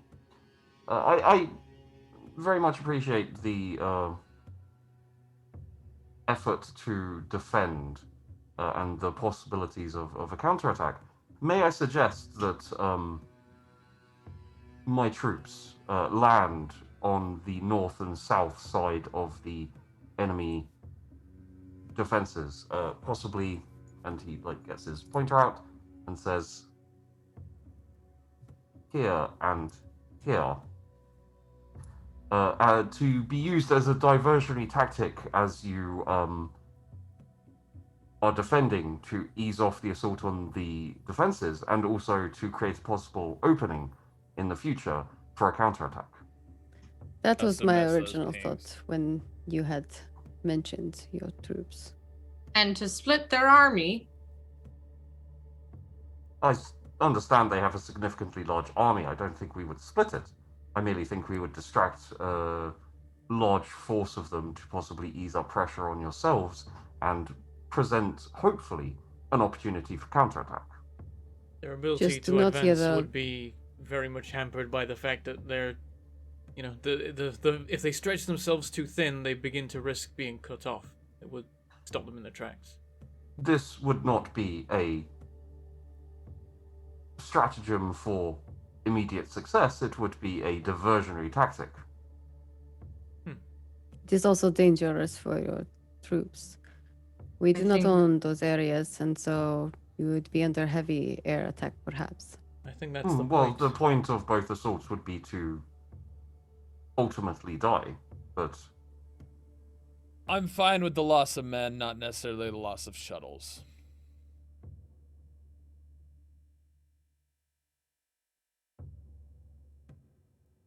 think it's a sound tactic. And I'm the cruel one? Like, It's because that's what they want. It's his. No, lesson, I know, man. I know. Yeah, I'm looking at just- this, I'm like, they're his men to command and indeed sacrifice if that's what he wants to do, and it's going to benefit us. I'm not going to stop him.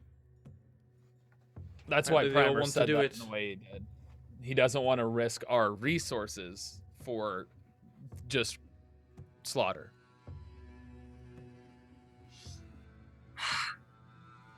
That was Sheepy nodding, not the. Yeah. Perhaps so you long said- as they. Oh, go ahead. Oh, go ahead. No, you go ahead. I was gonna say, so long as they're not going too far north, then I would be okay with this. Ooh. Interesting thought, out of character, because Primer wouldn't know Makatilla's strategy. But Evergreen Legion. I mean, are you offering that in character? I can't offer that in character because I don't know Makatilla's stratagem for his thing. You could take his soldiers Oh, for no, Makatilla's mission. no, because I don't want them. Because if They they want stay to die alive, under a commander that wants to kill them, it's a bad combo. yeah, I mean, I will. Like, if there are still more of them later on, I might actually suggest it. All right. That was just- but because the plan's already put in motion, no, right, you don't know the plan. Exactly. Uh, I'm just assuming it involves a lot of death of his own men, because that's just an assumption. I'm not saying anything. I'm not giving any hints. You will find out in 4 weeks.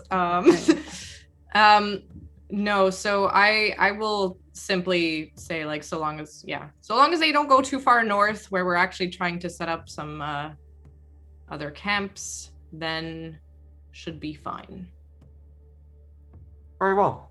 If I have a unanimous consent, then I will proceed to prepare my men. How many?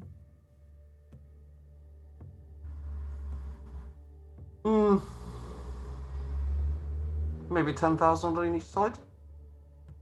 How many would be in reserve? Reserved for what? We still need your legion for other parts of the reclamation of these planets for the Emperor. So, how many of the Evergreens do you have under your command total? 20,000 would be maybe the 20th, the 30th. I don't have the exact numbers with me. Give or take, but it's quite a bit. So then you'd be dropping how many on each side again? 10,000. 10K. All right. So long as it's not the entirety of your No, force. we will be able to perform further tasks. Wonderful. But once the rest of the regiment shows up, we'll be able to deploy larger forces. Well, I think 10,000 would be plenty to start. Sorry, Commanders? The place is killing me right now. I know, yeah, I'm just doing some maths, and I'm like, okay, so they have roughly 500,000 troops. Cool. Yeah, that's what I was thinking too. Before before the they have show their up, yeah. full, yeah. Mm-hmm.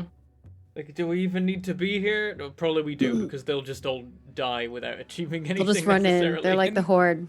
Honestly, Yeah. can we just have the Evergreen Legion try and run in next to the waterway, and then they die and all their blood just spills into the water, and then, things would fester and take care of themselves within the city. Canberra try? You just want to like orbital bombard the planet, the urban part with the with Evergreen Legion. Oh, yeah, you just... Just Wow, to we hide really our are the planets Tyranids. at once. No. literally We really just... are the fucking Tyranids now. I'm just imagining, like, you've just got, like, a cruiser in orbit, and you just open a hatch and they just march out and off the edge. They would probably. It seems bad like, guys? yeah, they're like, not only do you this- get to die for the Emperor, you get to die in like an epic as hell way. dropping from Evergreen orbit. compartment. Oh, Oh So, my jeez. I mean, God. What about the troops at Midge-Honey? How many would you be sending there? This is your tactic and idea. I would defer to you on the number, but suffice to say, we have the numbers to cater to the needs. We'll work out an estimate. Yes, please. I will leave my adjutant here. He will take the eventual number to me. What's his who is his adjutant? It's basically just a guy with a mask, same uniform, looks exactly the same as him, about the same height as well. But the mask is like a sad face, the one that you can see in the picture. If there is nothing more needed, I will take my leave and start making preparations. the only question I have left is, do you need any supplies or transportation? We have Weaponry. sufficient ourselves. All right. Then we shall see each other on the battlefield. And Rickenbacker says Akella. We look forward to dying for the Emperor with you. We look forward to working with you. For the Emperor. And he takes his leave. I've just realized. Again. Imagine if these guys fought the Tyranids. Like, that would actually be horrifying. They'd feed them so much biomass. Yeah, no. Like, as he's leaving, like, Lancaster just fucking shakes her head. Like, Yeah. What is wrong, Lancaster? You do not look happy. just competing ideals, I suppose, or views on life and death. Yep, they're strange What do you mean ones. by that? Well, you're already dead. They want to die. And everyone I know from the shore wants to at least keep serving while alive for the Emperor. So, just a very strange way to go. Problem But with I being suppose they dead have is you their can't reasons. serve the Emperor anymore. You've got to really, go out with a bang to make it worth the lost time. Don't There's- tell the Mechanicus that.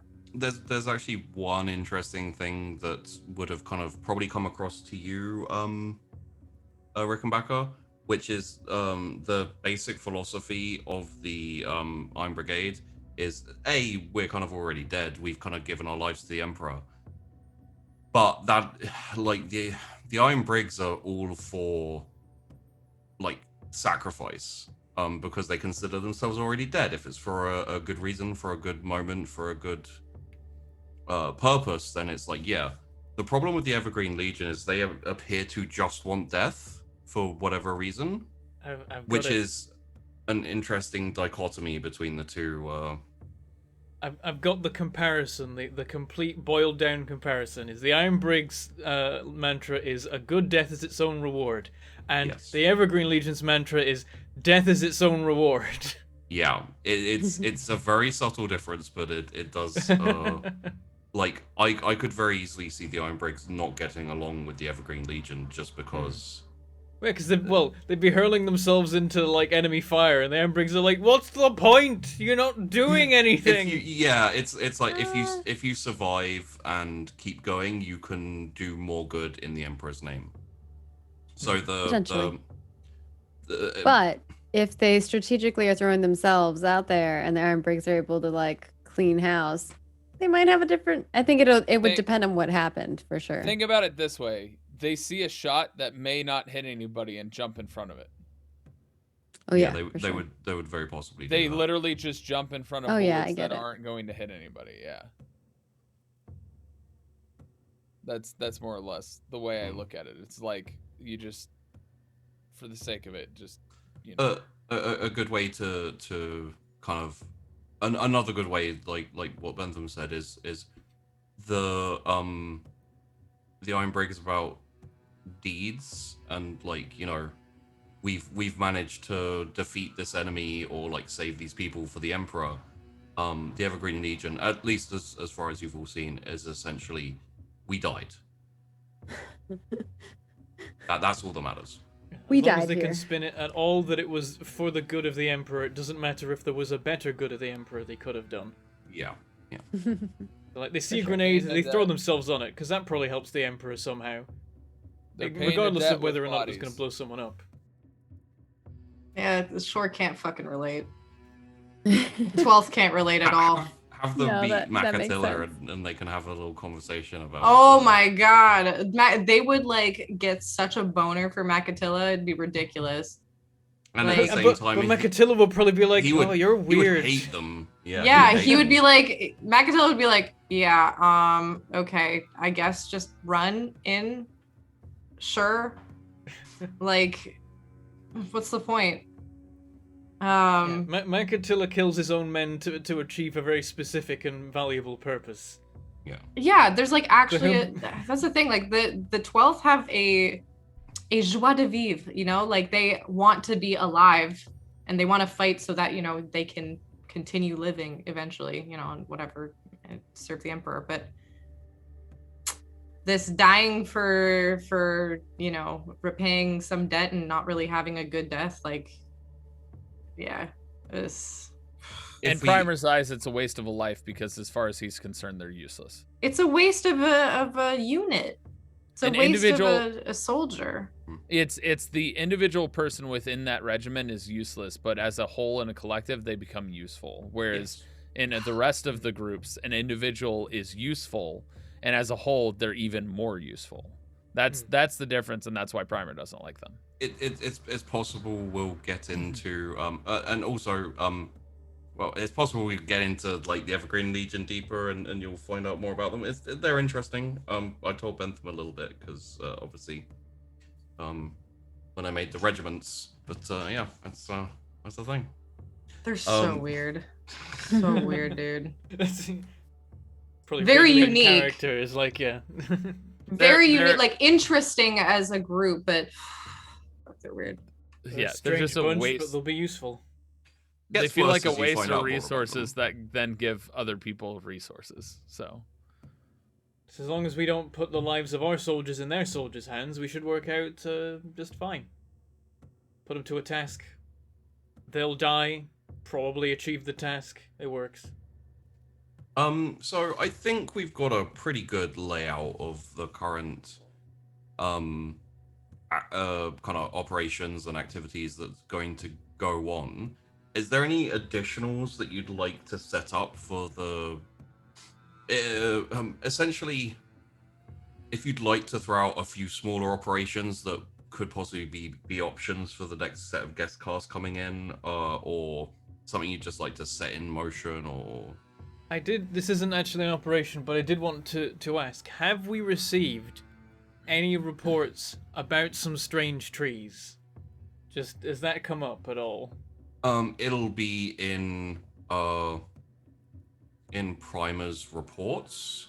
However, Primer's been a lot more proactive back and forth, so probably hasn't had time to go over them.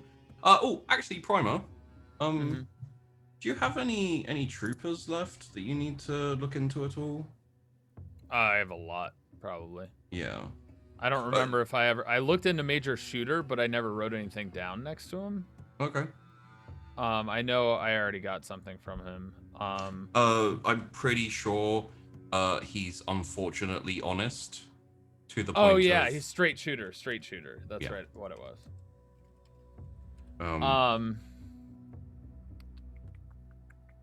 I don't know if I ever researched Blitz. Build up, I believe, is urban combat. Yes.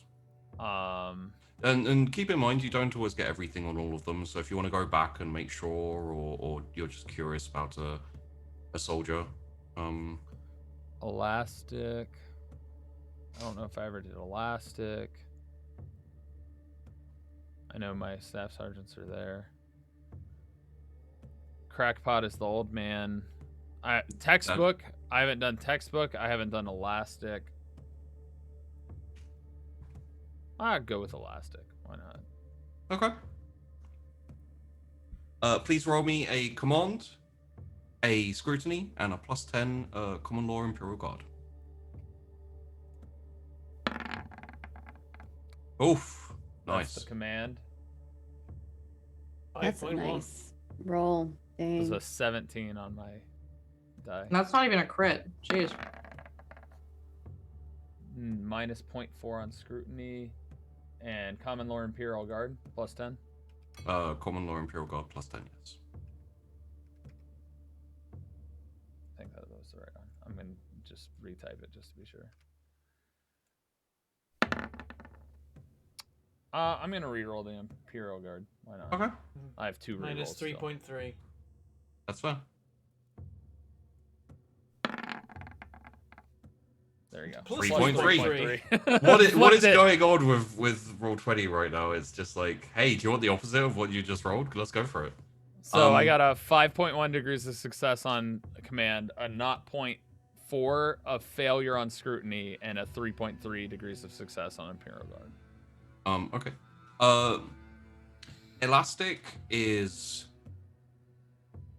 from the reports you get and from the things you hear, especially from your troopers, a very good leader with an unfortunate compassionate streak. So there are multiple instances where he's lost more men than necessary because he's given the enemy a breather, or he's had difficulty sending men to their death. Additionally, he is a little bit sympathetic to independents, to people who want to live their own lives. He can kind of see it from their point of view. It makes him a mix of good leader and bad leader. He does, however, have a very strong speciality of elastic defense.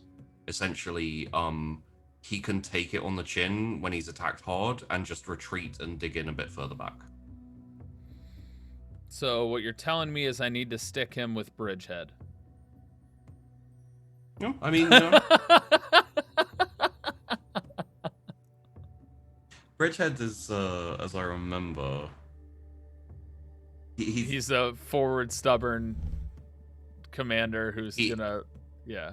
He's the one who will just charge forward and like he basically cannonballs an area. He's like, ah, and then jumps and he's like, no, I'm not moving. Yeah. We've broken chat. They're all like, this guy's useless. Get rid of him. Compassion? What is that?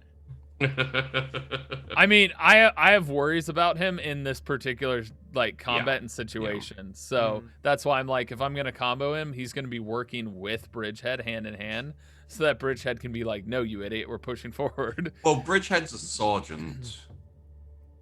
Bridgehead is a lieutenant. He's a lieutenant now? Oh, okay. Apologies. My trooper pool is a little bit out of date with some of the. Yeah, if you pull up the botch job, it should all be up there. Right. I'm not sure why I'm looking at my trooper pool. You have everyone. Oh no, I know why. It's because I have the details you don't have here.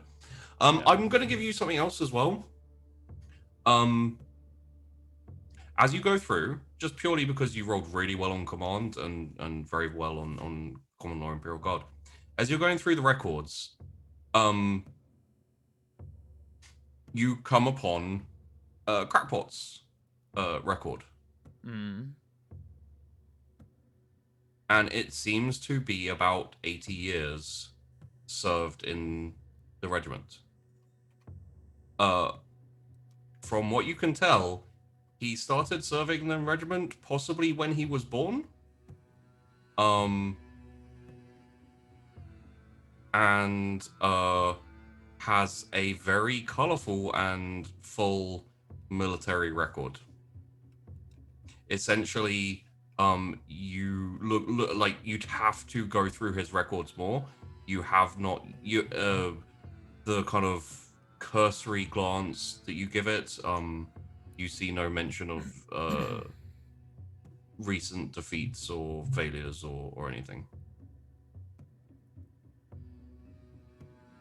All I know is he's kind of a weirdo. The only thing you know stuff.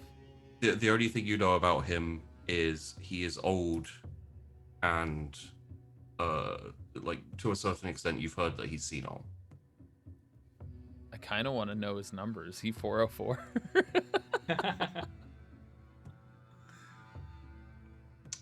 You don't know his number actually. Yeah, I kind of figured. So, you know what? In this instance, give me because I may ask for another common law Imperial Guard weirdly because this is a bit more specific. Actually, give me a common law war with a +10 just because you did well on the Imperial Guard. There's something that I can give you here that might help. And it's going off the okay, yeah. 1.8 Let's is a success. Your rolls, man. I went with law. I went with common law war along with the Imperial Guard because it kind of has to do with both of them. It's a little bit like experience in war and a little bit just a saying in the Imperial Guard.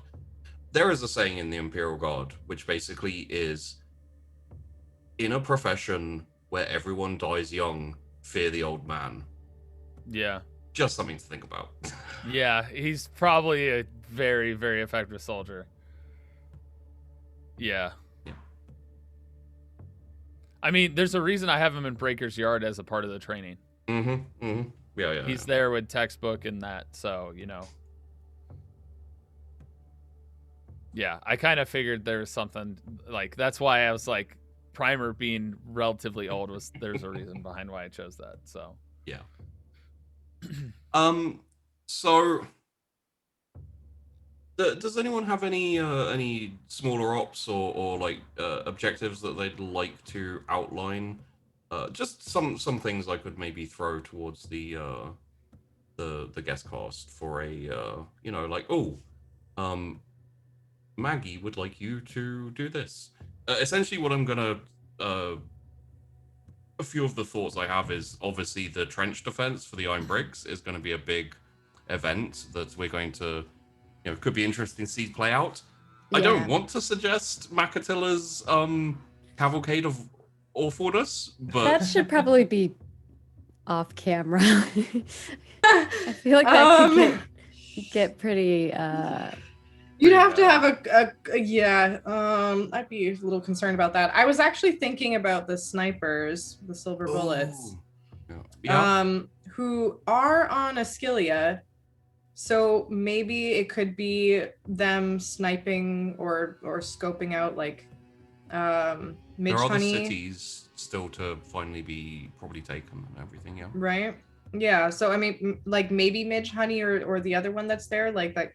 We have them on Ascilia. They may as well be used. Technically speaking, they have the option of going with the Evergreen Legion now.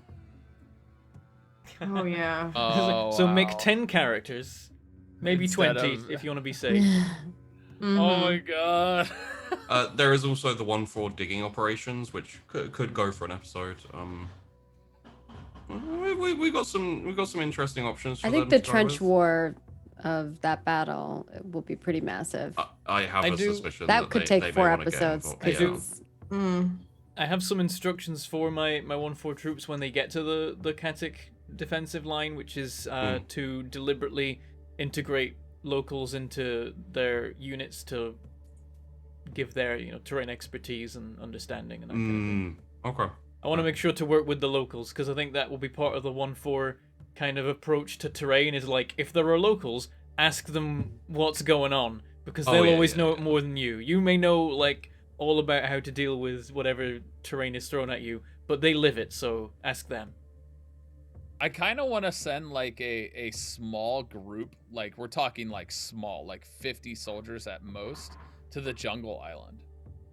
Like take a seafaring ship to the jungle island and then doing like exploring that and like, you know, walking like full on walking through the jungle recon, you know. Okay. I can Not see that. expecting heavy combat, but just like I want to know what's on that island. I think we are also wanting to take this island down here as well. Yeah. So that island and this island for sure. Okay. Like, I mean, when it turns out to be just bone trees that they end up licking, don't blame me. I've got that kind of whole crescent up in the north. I've got my sights on that because that's something to give to like. I mean, hell, we've just found out that who is it? That Carl Spot is great at all terrain. I might put him in there. Though I don't know if he's Oh, true. what he's good at once he's, traveled along the terrain. He may be useless. I mean, did you find out that he's good at all terrain? Well, okay, we found out that he gets where you send him through whatever terrain is there. I don't know how he does it, but he does it. I also have a rough terrain expert, Cool and Leans. Yeah. Yeah, but just don't let him drive. Yeah. Just Ooh, don't. that could let be him funny try. though. If they don't know. Oh, as for And the the island in the major south, is like, as for the island in the south, I got that on lockdown. That's Samish Donnelly. He's good at winter terrain. So just give him a force, hurl him at that island. It Watch could him be go. a nice combined ops with there's an Iron Briggs Yep. Major Frida. Major. She's a logistics winter expert and elite unit of the ski infantry. So Awesome. she's Yeah. a badass. Sign him up. She's second in command of mine. Additionally, I think she's ne- currently on Acilia. Yeah. yeah, she was assigned to Ascilia because of all there's a fair few winter islands, and there's not much winter in Katik. Well, No. there is, but additionally, next week next HQ session, and this will be something in a report. You are expecting some more influx of officers, kind of replacements for possible deaths, nice. and just like That's you good. guys are so short-handed in terms of officers. It's Yeah, ridiculous. can I have That a me. sergeant? I'd like a sergeant, please. I don't have any.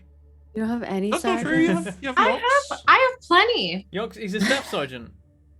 Oh, Yox I think is a staff the few sergeant? sergeants that I had, I promoted. I think you I think you promoted Last- them up. That's Yeah, true. either at the start of this season or last season. I But don't have many any sergeants. named troopers, but I have decent named other stuff. I have like I I'm still pretty have a average. trooper.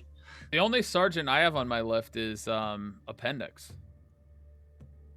I could do with maybe some more captains too, mainly so I can then promote someone to major, because I only have one. I Yeah, you all have, I think, at least one major. I have But one, yeah.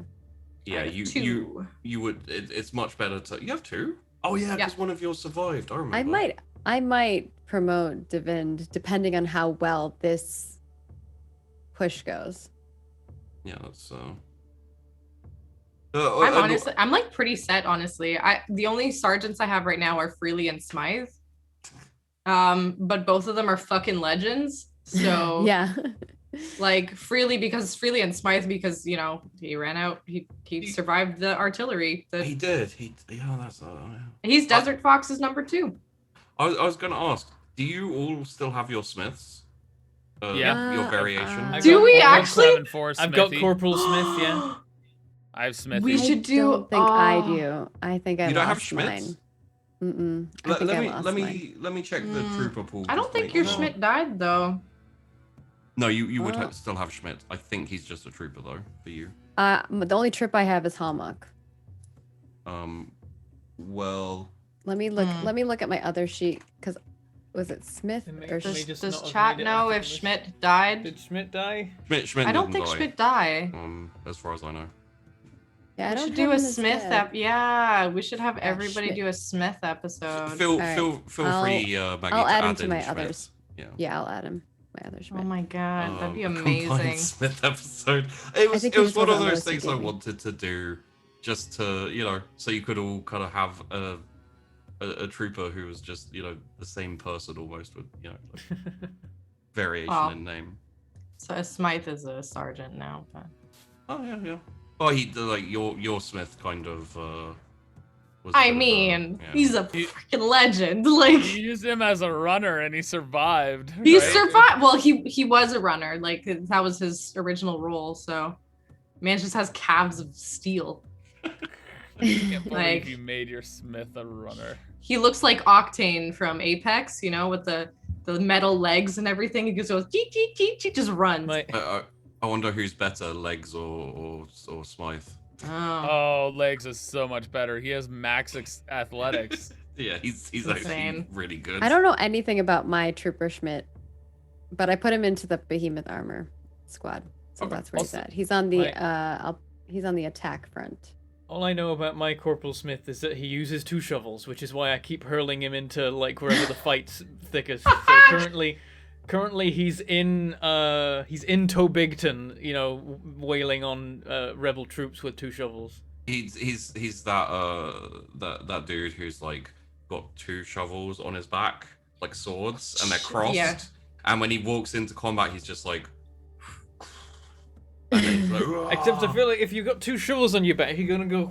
Oh, they got stuck. No, go on, but both. they're yeah. tactical. Because they'll catch each other. The backs will catch. Like, you know, it's. They're you tactical shovels. They like, not- you know. With the shield. Not every shovel has that back the part. shield part up No, but front. I mean like this bit.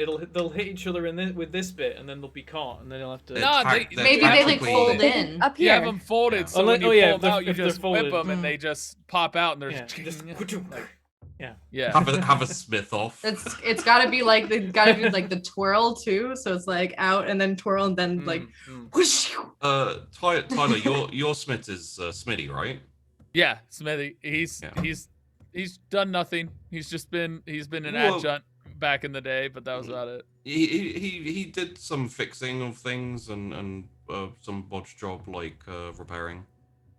Yeah, he should go under Cannibal, frankly. That's where I should put him. Actually, that would be a good place to have him, yeah. Oh, Cannibal. Ooh. I like Cannibal. It's a nice little... What a name. Yeah, the entire time everyone was like, oh my god, why is he called Cannibal? Because Yeah. they knew that, like, a lot of the 21st have nicknames to do with what they do. They thought they were going to be eaten. Pretty much, yeah. I was I would looking too. through military terms, and when I found cannibalize to mean like to, you know, take something that's not working and make it work, I was like, perfect. My favorite thing still is remembering from our very first episode of this, of legs being a delicacy for the 12th, and Yeah. then Wade's character's And name Wade's literally is legs. Oh man, the 12th would be salivating. They're like, what do Literally. you mean? He'd be a legend among the 12th. Be like, have you seen him before? He's got real meaty legs. It's on a propaganda poster now for the 21st. Is he short though? Because I think that would. No, he was tall. He was Yeah. pretty If he's tall. tall, But that does mean more legs. It does Yeah. mean more legs. He doesn't have to be pretty. He just has to be edible. Those legs go all the way to the dinner plates. Andy, we're learning so Ooh-wee. much about you and your troop today. I've changed. It's okay. I understand. Maybe that's where you get all the legs from, is from your own commander. Yeah, you know, maybe just a little. Oh God.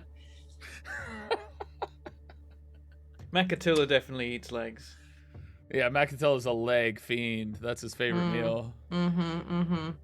Oh my gosh. Oh man. He likes cooking eyeball s'mores over the campfire. Speaking of which, I want a Lancaster cooking roll. We haven't had one for like. We had That's one true. cooking roll. You guys have been so busy with administrative work. We like, should know end what? it with a cookie As roll. here's what I'd like to do. I would like to honor the Medicaid with a Oh. feast. Okay. Oh, Medicaid, good luck. Oh gosh, this could. Because of how well they've been doing, I would like Oh, to give sorry. them. Yeah. Sorry. Wait, can you also punish the signal core? The signal core did okay. They fixed things Okay. this time. The logistics core. Then, We the will talk about the logistics logistics core in a moment. That's what be my the job. Medicaid Corps get to feast on the How signal many corps' lashes legs. should we give them? Ooh, nice. What were you going to say, Andy? For the... Oh, I was just saying, like, if we want to do a cooking roll, that's actually what I wanted. I wanted to be able to honor the Medicaid because of how well they've been rolling. So I was like, Okay. I'll tell you what.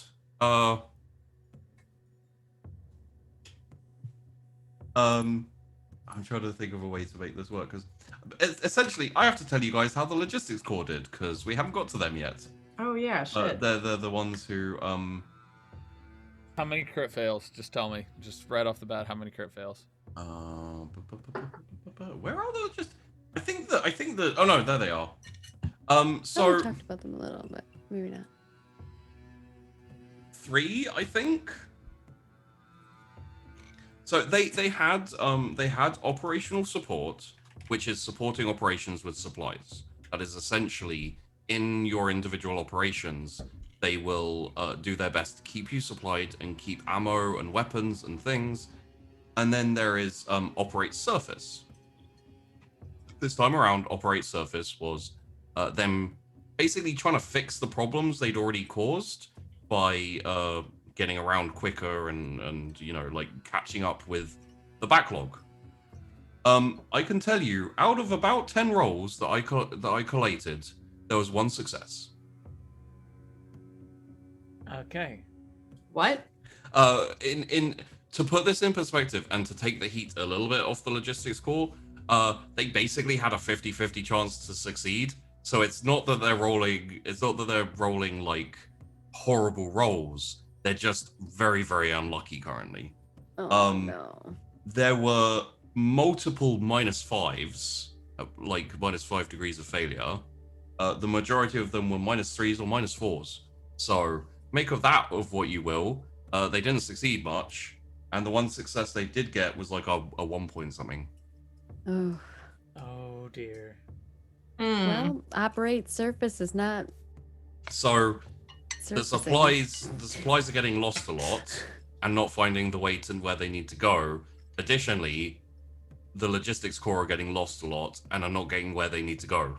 And they're like, not only did they not fix the problems from earlier, more problems are cropping up.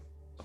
I'm excited that the Cavalcadre is just going to steal supplies for my guys, because I do not trust logistics. Do you trust the Cavalcadre? I trust them to do what they do. So yeah, that's what the logistics core have been doing, unfortunately, and why I left it till last, because I didn't want you shouting at them the whole episode. They've been through a lot.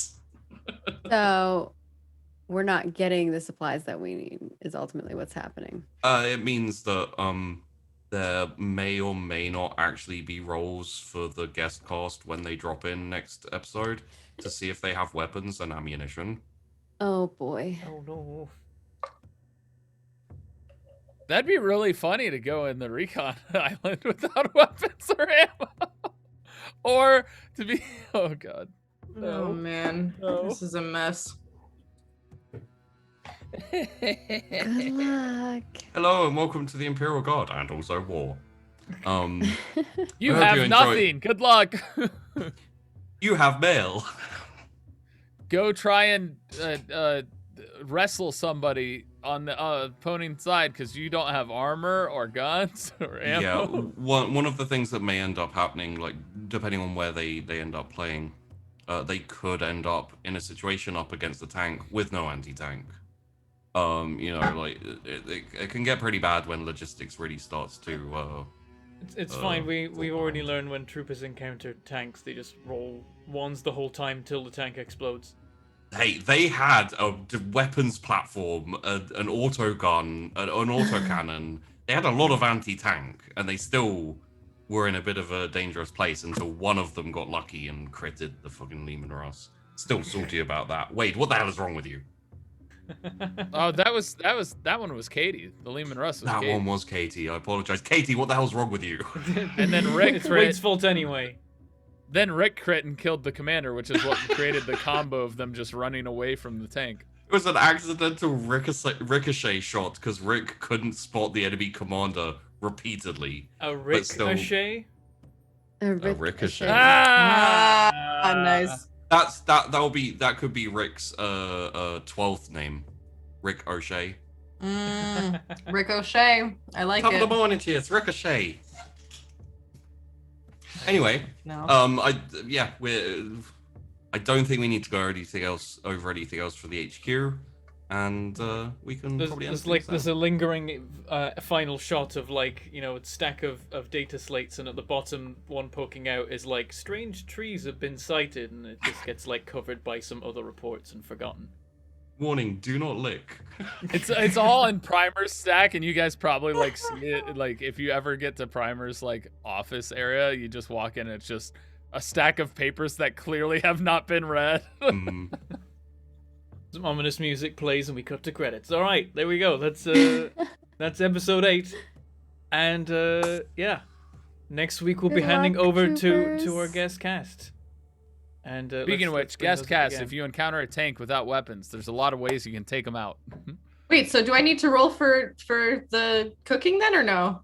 Oh, I would say we could have that at the beginning of next HQ, and you can Okay. be like, you know, we can like fade in on you all hanging out as commanders with a little bit of downtime, and you can be like, oh, this is really nice / really bad food, depending on how you roll. but it's the feast for the Medicaid though. We got to see how like whether they get food poisoning and they'll be available. Yeah. Whether I murdered the Medicaid by accident or not. Oh God, why? Very well.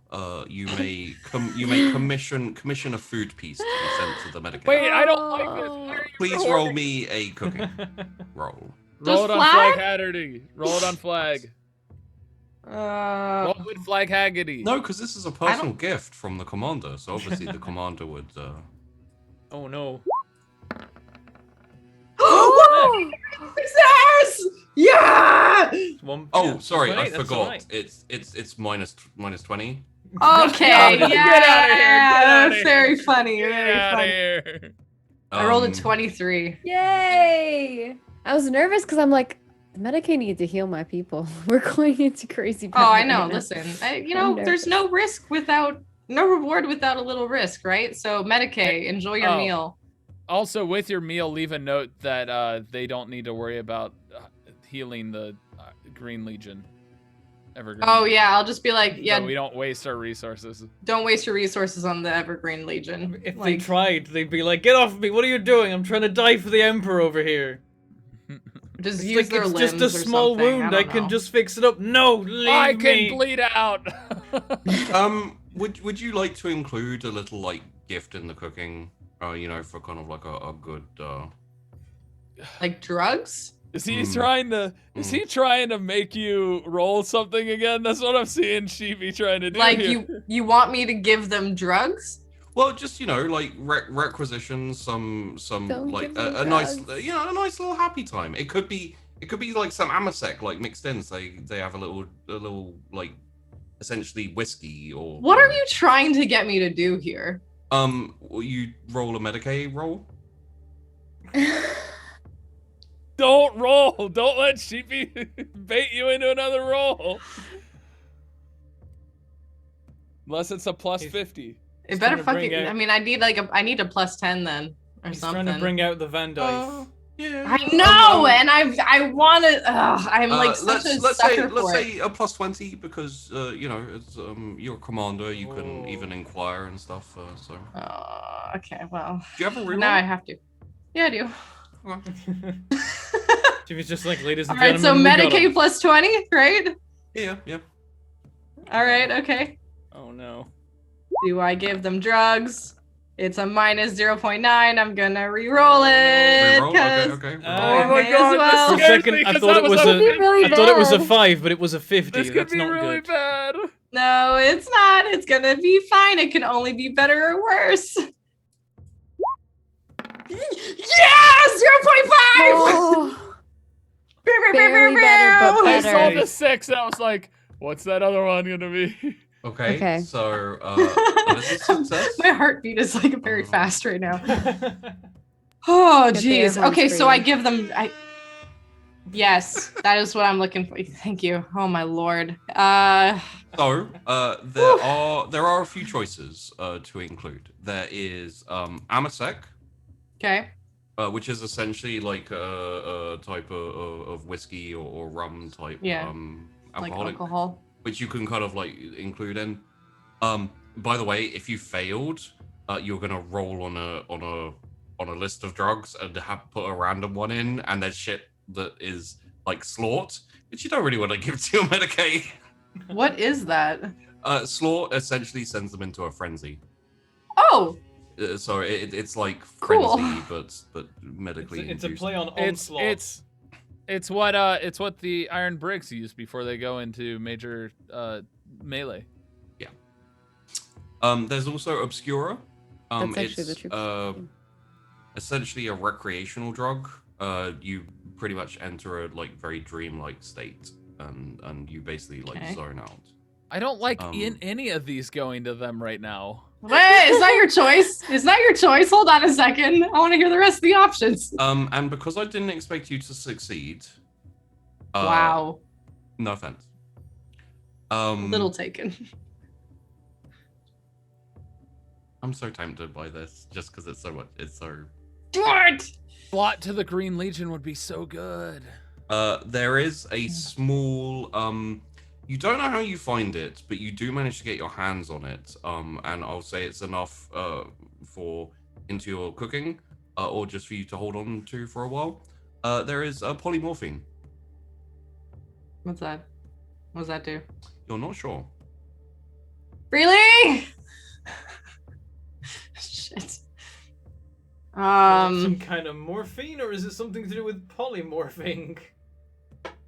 So can I? Are they going to become? Can we do a chat poll? Can we do a chat poll for this? Like, would that be something we can do? You could do a Patreon poll and then have it go until the next. Would you like to leave it till next time? Could do a Patreon poll with this too. Oh. Yeah, we haven't done a We can Patreon do poll some for. kind of poll. Yeah. Yeah. I think it would be a good way to interact. So that way, maybe. But there will be a drug.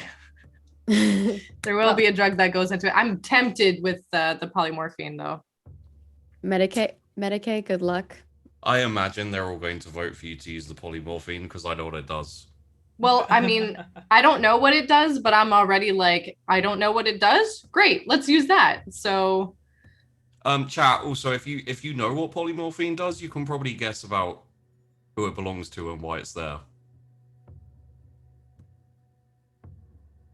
I know who it belongs to, and I understand why it's there. Oh, maybe I do as well. I have a thought of of why. Yes. okay, let's you know what? Let's do the polymorphine. Honestly. Okay. Medicaid roleplay section. Feel free to have fun with that because you know what's happening now. So I guess I could paint like a little picture for them too if you want. Like I would have made some of the logs, the specialty logs, with thank you Medicaid on it. It'd be like, you know, have a little symbol on it or something, and they would be hand delivered by Freely and some of his friends. Okay. Would you, now that we all know what's happening, would those of you who don't know what the polymorphine drug like to know what polymorphine does? Yeah, actually, what does it do? What did I just do to them? Polymorphine is the exotic shape-shifting drug that is the hallmark of the Calidus assassins. It allows the assassin to change their flesh to adopt the appearance of almost any human or even a humanoid alien. It can be used to adopt a specific appearance so long as the user has seen and studied the target, or that of a more general disguise when detailed change is not necessary. A single dose of the polymorphine lasts 2 solar hours. I'm going to say, just for the sake of fun of it, let's say 2 days. But its effects can be mitigated at will by the user. Those untrained can only assume shapes that approximate their own, as they lack surgical implants necessary for the more radical transformation. Cavalcadre. Yep. You managed to accidentally raid the Cavalcadre secret stash. You found a little stash of Cavalcadre. Just because you rolled well, and I was like, that would be fun. Yeah. Enjoy Medicaid. That's going to get funny. Oh, man. Good time to be a Medicaid. Well done with the good rolls. You got a treat from Vandy. So say thank you to Vandy for that. God. Oh, All right, jeez. and we'll be wrapping it up there. So, Yep. thank you all for watching. We got some announcements. Today's supporter was Paul Toon. Thank you very much, Paul Toon, for the support. And I spotted those gift subs earlier as well. Very much appreciate it. You're awesome. Yeah. The monthly recap is out on Patreon for the previous month. You can check that out right now. And there's more things coming soon as well on the Patreon. A lot of Ascension goodies, some Mass Effect goodies, all sorts of different goodies coming up. And also, I think the NPC name submissions will be coming soon as well. Now I think about it, so keep an eye out for those. And also, of course, next week we'll be joined by our second guest cast, made up of Trooper SJP, Kira Serpentine, Little Red Dot, and Eric Vulgaris, who we're going to be throwing into the mess that we've created. Let's hope they're not working for Makatilla. You know, maybe they'll actually survive if they're not. Well, actually, no, they seem to survive a lot. I mean, okay, their souls wouldn't survive serving Makatilla. Maybe they would still be walking, but maybe they wouldn't want to be anymore. Their characters may die in all of the situations, but the players may just collapse having to work with Makatilla. We'll send them somewhere else, somewhere more nice and safe and out of the way. Yeah, that's fine. All right, and also, as of a couple minutes ago, Mass Effect Episode 3 from yesterday is out on YouTube. You can check that out right now over there. All right, let's go through where you can find people. What about Tyler? What are you doing? Where can we find you? Hi, I'm Tyler Scheid. You can find me on Twitter and the interwebs as Tyler Scheid or Apocalypto_12 by my username, because that's primarily what it is. So here on Twitch especially, because Twitch is weird and doesn't allow you to have your name and your username be two separate things like everywhere else. Apocalypto_12. I stream, I play games, I hang out, I chat, I do a bunch of fun stuff. I'm also, well, I'm not on OnlyFans, but my hair is. Onlyfans.com/Tyfro. That's a whole joke that I need to get more content out for. But yeah, check out my stuff on the YouTube's interwebs. Yep. All right, Maggie, what are you doing? When can we find you? Hi, I'm Margaret Crone. You can find me at Margaret Crone in all the places because that's my name, #branding. And I do a lot of things. I'm pretty much live doing something almost every single day, or I have something coming out at this point. I know, I did it again. It's a problem. But if you follow me at Margaret Crone, I'll let you know whenever that content goes live or whenever I'm live. And if you want to check out the project that I'm working on my day job, I work on Ashes of Creation, which is a new MMORPG that's coming out. If you want to check it out, you can see it at Ashes of Creation in all of the places. That's all I got. All right, let's mix it up and put the Game Master in the middle. Sheepy, what can we get from you today? Hello, I'm Sheepdog. I run The Wandering Inn. It's a TTRPG channel. Currently, we're doing I was going to say Only War, but we're not doing Only War. This is where we're doing Only War. We're doing Vampire the Masquerade. Sunkist is slowly coming to a close, and after that, we're maybe going to be delving into Rogue Trader, which will be a lot of fun because it's more 40k. Additionally, I do also run a little podcasty type thing, which is called The Bar Brawl, which Bentham was on last Wednesday. We talked about Roll for It, essentially, so there's probably no reason for most of you to go watch it. But I did also tier list my favorite 40k factions. Bentham tortured me with that, and also thought that the Dark Angels were chaos. So I feel thought free I to couldn't shout at him remember. about It's that. hard to keep track. There's so many Space Marine chapters, and some of them are traitors, and I don't know. It's true. But the only important thing is my Dust Boys got pretty high up. All right, Vandy, what are you doing? Where can we find you? Well, Space when Wolves. I'm not okaying war crimes on this channel, you can find me at OMG Vandy everywhere. I stream on Wednesdays and Fridays on my own channel, and I stream on Mondays on The Wandering Inn, since I'm on that VTM show. Thanks, Sheepy. You can also follow some adventures about making dice on Twitter. It's just OMG Vandy pretty much everywhere, but I'm finally getting those Dice Masters actually made. So you might see some shiny, clacky little bits coming up on your timeline soon. So I'm very excited. But yeah, I'm always excited about some only war crimes. Yeah. And I'm Bentham. I have a YouTube channel, unfortunately called Mangleport Gaming, and a Twitch channel equally unfortunately called Manglepork, where I play games sometimes. Recently I've been doing a lot of multiplayer Baron Trauma with the multiplayer gang, because a new update came out, and I'm addicted to designing and building entire new submarines, so I've been doing that a fair bit. I'm thinking I'm going to do a sub-building stream at some point, probably on Twitch, where I like show off everything that I've learned, which is lots of wiring, how to wire, legit wire together a functional video game submarine, because I know that now. That's what I'm up to, and that's what we're all doing. So, I don't think there's any tips for today, so we will wrap it up there. We'll see you next week with the new guest cast.